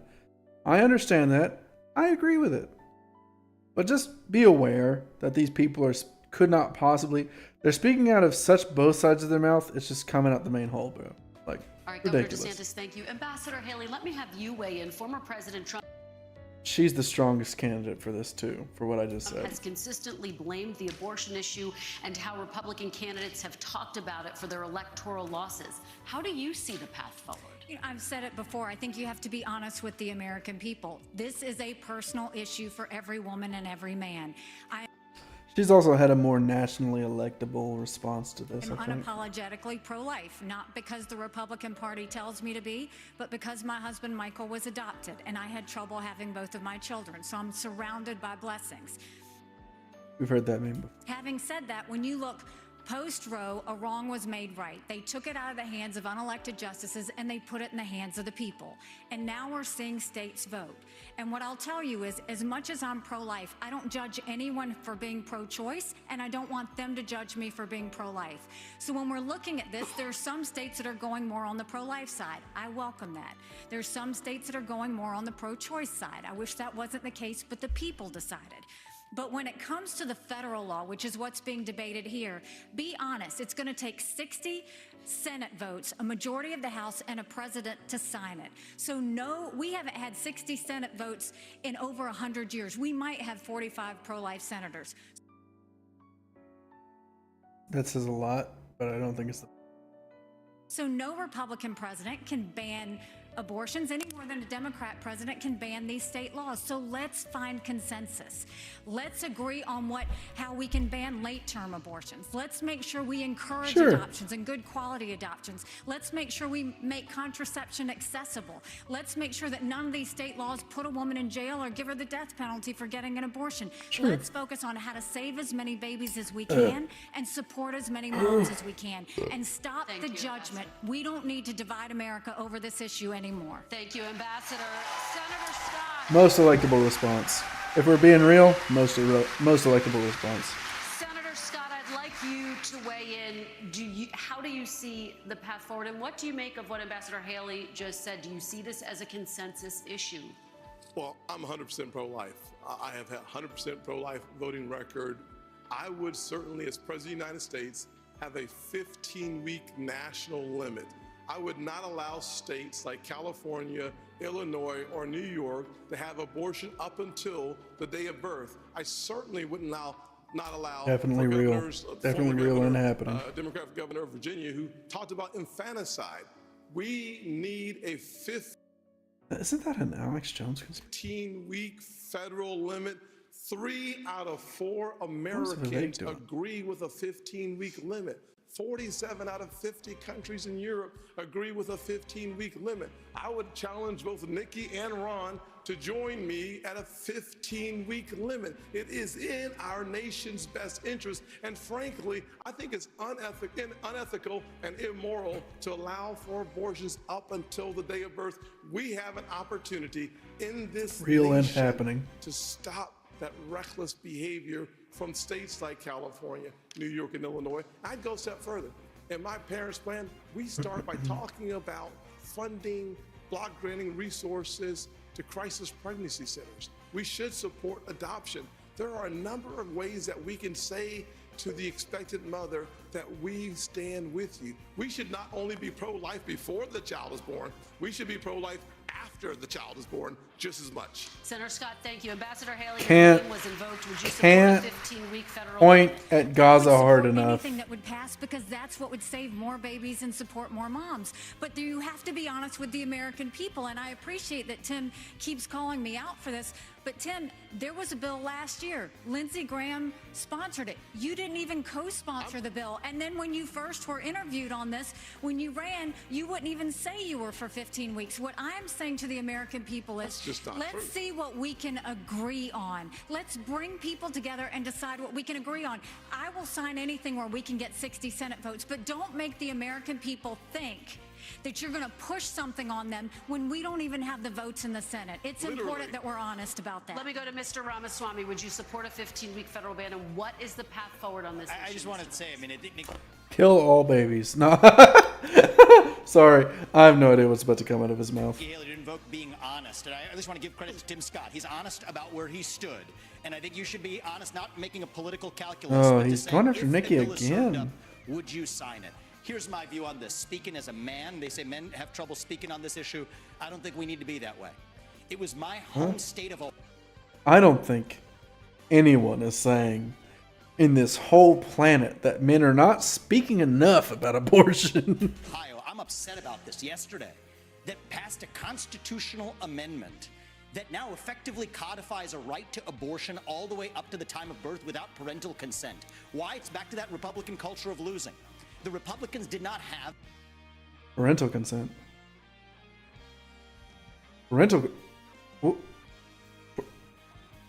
Wait, I was actually joking. I didn't expect him to actually come out with this point. Parental consent? Parental consent? Who gives a fuck about the parental consent? Who cares about the parental consent? I don't fucking care if a parent consents to an underage person. I don't care. If it requires, maybe I don't understand the topic fully. Maybe that's the back door I'll give him.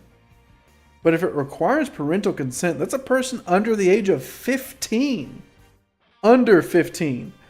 Not to be too fucking mathematical about it, but that would mean at the oldest they're 14. 14-year-old moms? Is this what we're dealing with in 2023? 14-year-old moms? Get the fuck, like, what? That's insane. That's insane. That's medieval. That's feudal. What? An alternative now effectively codifies a right to abortion all the way up to the time of birth without parental consent. Is that real? Maybe I'm misunderstanding. Without parental consent? Why? It's back to that Republican culture of losing. The Republicans did not have an alternative amendment or vision on the table. That's like, I don't want to sound too creepy, but you've had your period for maybe 1 year? I know Ohio. I was born, raised, and I lived. That's crazy. You've had the function to be able to have a baby for a year. And you want to ban it from the moment that a woman can even... a woman. First off, sorry. That was a misspeak. That's a child. A baby. Not a baby. That's a bit hyperbolic, but you know what I mean. A child to have a baby without parental consent? Why the fuck would the parents have to consent to a 14-year-old having an actual full-on physical baby? 14, man. At the oldest, 14? There. It's representative of the country. If in the state of Ohio, we talked about access to contraception, adoption, and also here's the missing ingredient in this movement. Contraception, fine. Adoption, still. Dude. Sexual responsibility for men. We live in an era of 14-year-old men at the oldest? Reliable Men? Men? What men?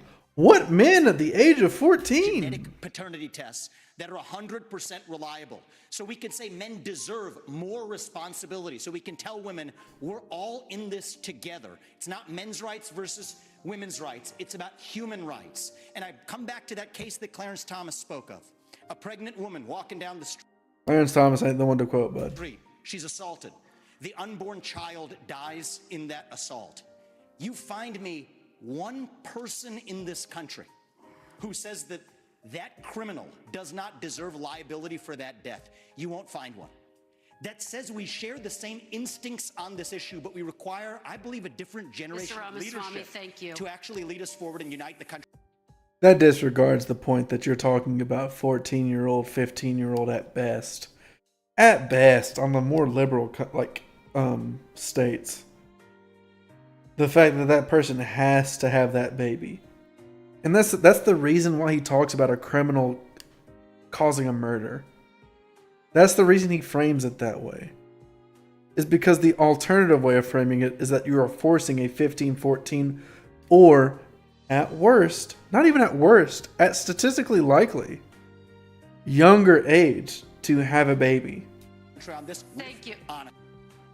Man, that's intense at the least. Governor Christie, as you know, federal limits are important to a lot of Republicans. Where do you stand on this issue, and what is the path forward for Republicans? Man, years, just asking them to be normal about this. this. That the federal government should have absolutely nothing to do with this issue constitutionally because it's nowhere in the Constitution.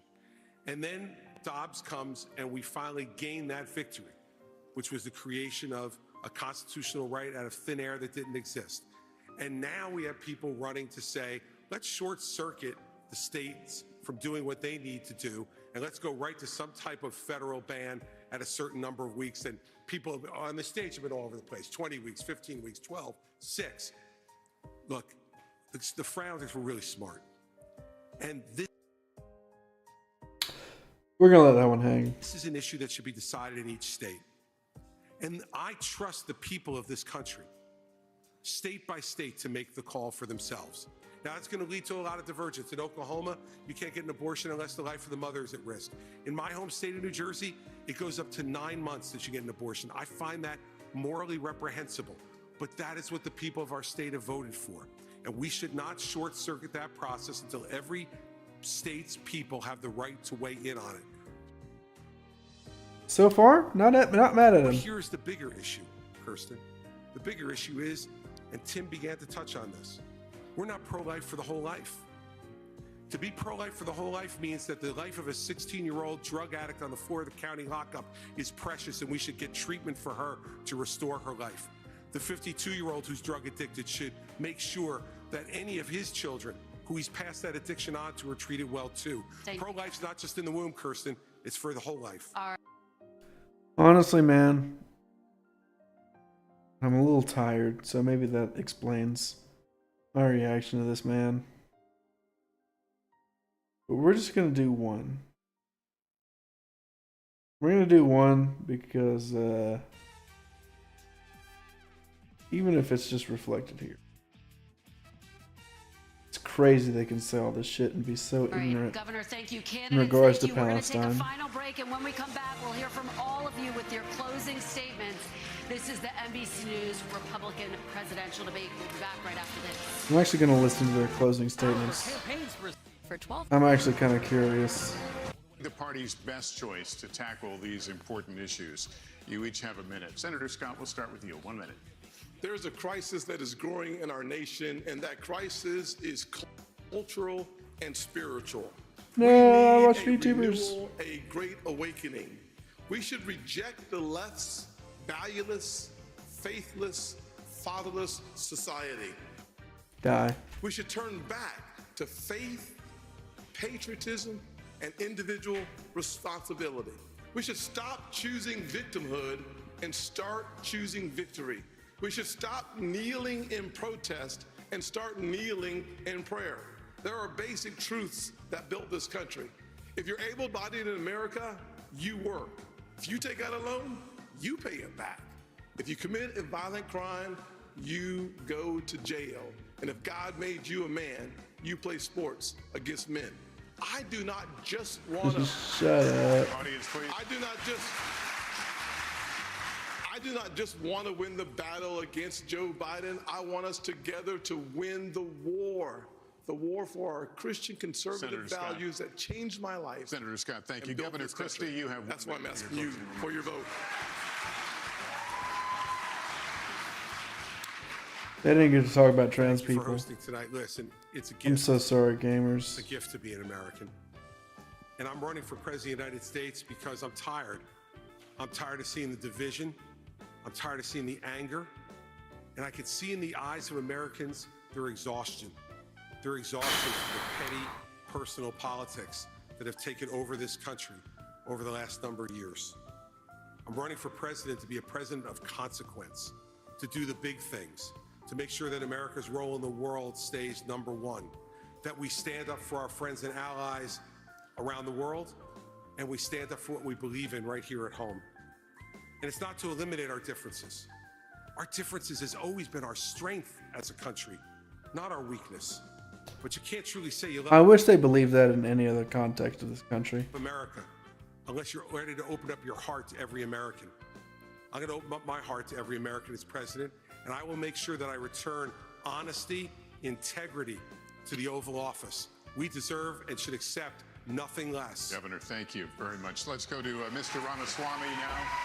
Your 1 minute. Surprising Chris Christie's support. We've talked a lot support. about foreign wars tonight, but we're in the middle of a war right here at home. It's a war not between black and white or Democrat and Republican. It's between those of us who believe in our founding ideals and love this country and a fringe minority who hates the United States of America. And I think it's going to take a Same equation. commander-in-chief to lead us to victory in that war, who first of all knows that we're in a war. Second of all, can't be captured by the special interests along the way. Definitely not something we would describe Vivek as. But third is from the next generation, somebody with fresh legs to lead us to victory. I'll shut down the deep state. I'll declare economic independence from China. I'll keep us out of World War III, and then revive national pride in this country. I also want to close with one message to the Democrat Party. End this farce that Joe Biden is going to be your nominee. We know he's not even the president of the United States. He's a puppet for the managerial class. Man. Didn't expect this in closing arguments, I'm not going to lie. So have the guts to step up and be honest about who you're actually going to put up so we can have an honest debate. Biden should step aside, end his candidacy now so we can see whether it's Newsom or Michelle Obama or whoever else. All right, just Mr. tell us the Ramaswamy, truth so we can have an honest time is debate. up. That's so stupid. So dumb. Why are they rallying for that one? You think it's gonna be Michelle Obama or Gavin Newsom? You think Gavin Newsom wouldn't have announced his candidacy by now? So far, since this debate, you know who's announced their candidacy? Let me die real quick. You know who has announced their candidacy so far? Jill Stein. Get out of here. Look at his competition. It's RFK Jr., Cornel West, Marianne Williamson, and Jill Stein. I think it's pretty safe to say Joe Biden, the incumbent president, is going to be the nominee. Ambassador Haley, you have 1 minute for your closing. Thank you. The world is on fire. We have a war in Europe. We've got a war in the Middle East. We've got China on the march. It is very important that we know how to defend our freedoms and how to defeat terrorism and socialism. We have to know the difference between good and evil. We have to know the difference between right and wrong. We need to know that a strong America doesn't start wars. A strong America prevents wars. And the way we can focus on that is to make sure we go back to the soul of America and be strong and proud again. And we can't do that. We can't win the fights of the 21st century with politicians from the 20th century. We have to move forward. Gangster. And we can do this. I know we can do this. So join our movement. Go to NikkiHaley.com and we will once again show what America that's strong and proud looks like. God bless. Ambassador, thank you.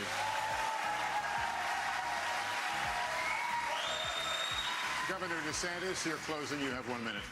We must reverse our country's decline, and that is going to require leadership. I will take the hits, I will take the arrows, I will take the barbs, because it's not about me, it's about you. It's not about the past, it's about your future. We are going to fight for you. I am going to win for you and your family, and I'm going to lead this country's revival. As a veteran of the Iraq War and in the Navy, I will always put service above self as president. As the father of 3 young kids, I'm going to ensure that this country is left to the next generation in better shape than we found it. And as the governor of Florida, I delivered on all my promises, and you can trust me to deliver for you as the President of the United States. I am asking for your vote. I'll be a nominee that will be able to win the election. I will be a leader you can be proud of, and as your president, I will not let you down. God bless you. Governor DeSantis, thank you.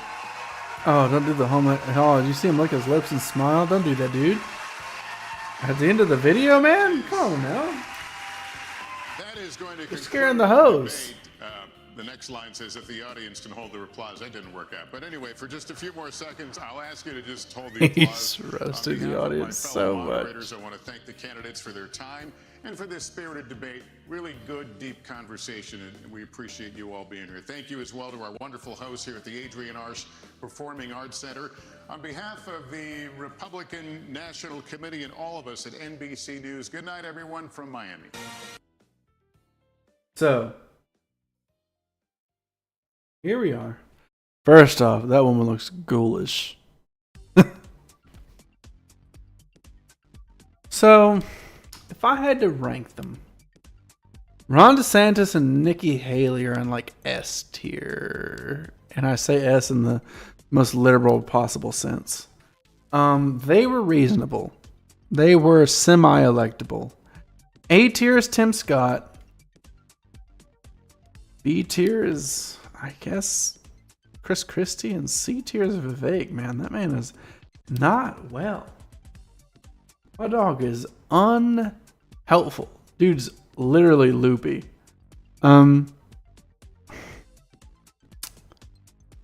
Nikki Haley, I think she probably did really well in the first segment. Ron DeSantis did good in 2 and 3, but he was also acceptable in segment 1. I feel like he had the best night, and I think as far as all 3 debates have gone, he's been fine. He's also not been attacked, and he hasn't attacked too hard either. So DeSantis has taken some shots at Trump. He's not taking shots at anyone else. And that's probably because he's the number 2 spot. If you remember 2020, Joe Biden did the same thing. He wouldn't take crazy shots at anybody. He took haymakers at Trump, but that's about it. He didn't really take shots at other people. I think DeSantis knows he's the pretty clear number 2. Pardon the meme. But he's not taking a hard enough anti-Trump stance. And that's the thing. I feel like that's the thing that nobody's really understanding. Is that at some point you're going to have to just fight him. If you want a chance to win. And no one's willing to do that. And with that in mind, no one's going to beat the 20% he's got at the very least. 20% of the country, by the way. It's 20% of the country, not of the Republican Party. And until they're willing to do that, it's not going to work. And, asterisk, it's too late anyway.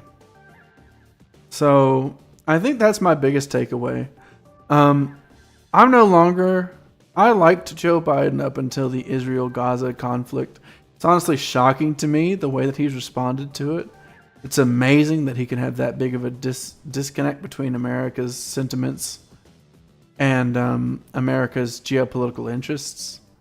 You would think that he would have more because, up to this point, man, his connection to his finger to the pulse of America's interests has been honestly remarkably good. Like, he's been well aware of what America as a whole wants. And they've relied really hard on that aspect of America where it's like, we'll react to what Americans want, marijuana decriminalization or even moving it down the levels of substance strength. What is it? It's a level 1 substance when it should be like a level 0. It shouldn't be on the board at all. But they were floating, making it a level 4 substance, things like that. Student debt relief, minimum wage raises. They've been so on key with that. And he even tanked the hits for pulling out of Afghanistan when all the right-wing people were pissed about that, He took all those hits, and he took them in stride, and he should have, because it was the right thing to do. But for some reason on this subject, as far as Israel goes, he's unwilling to bend on that.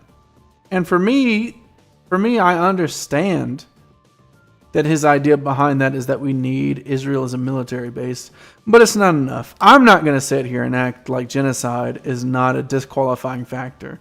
And if you want to do that, then you're not going to get a vote from me. And I think I'm representative of most of the Democrats' base.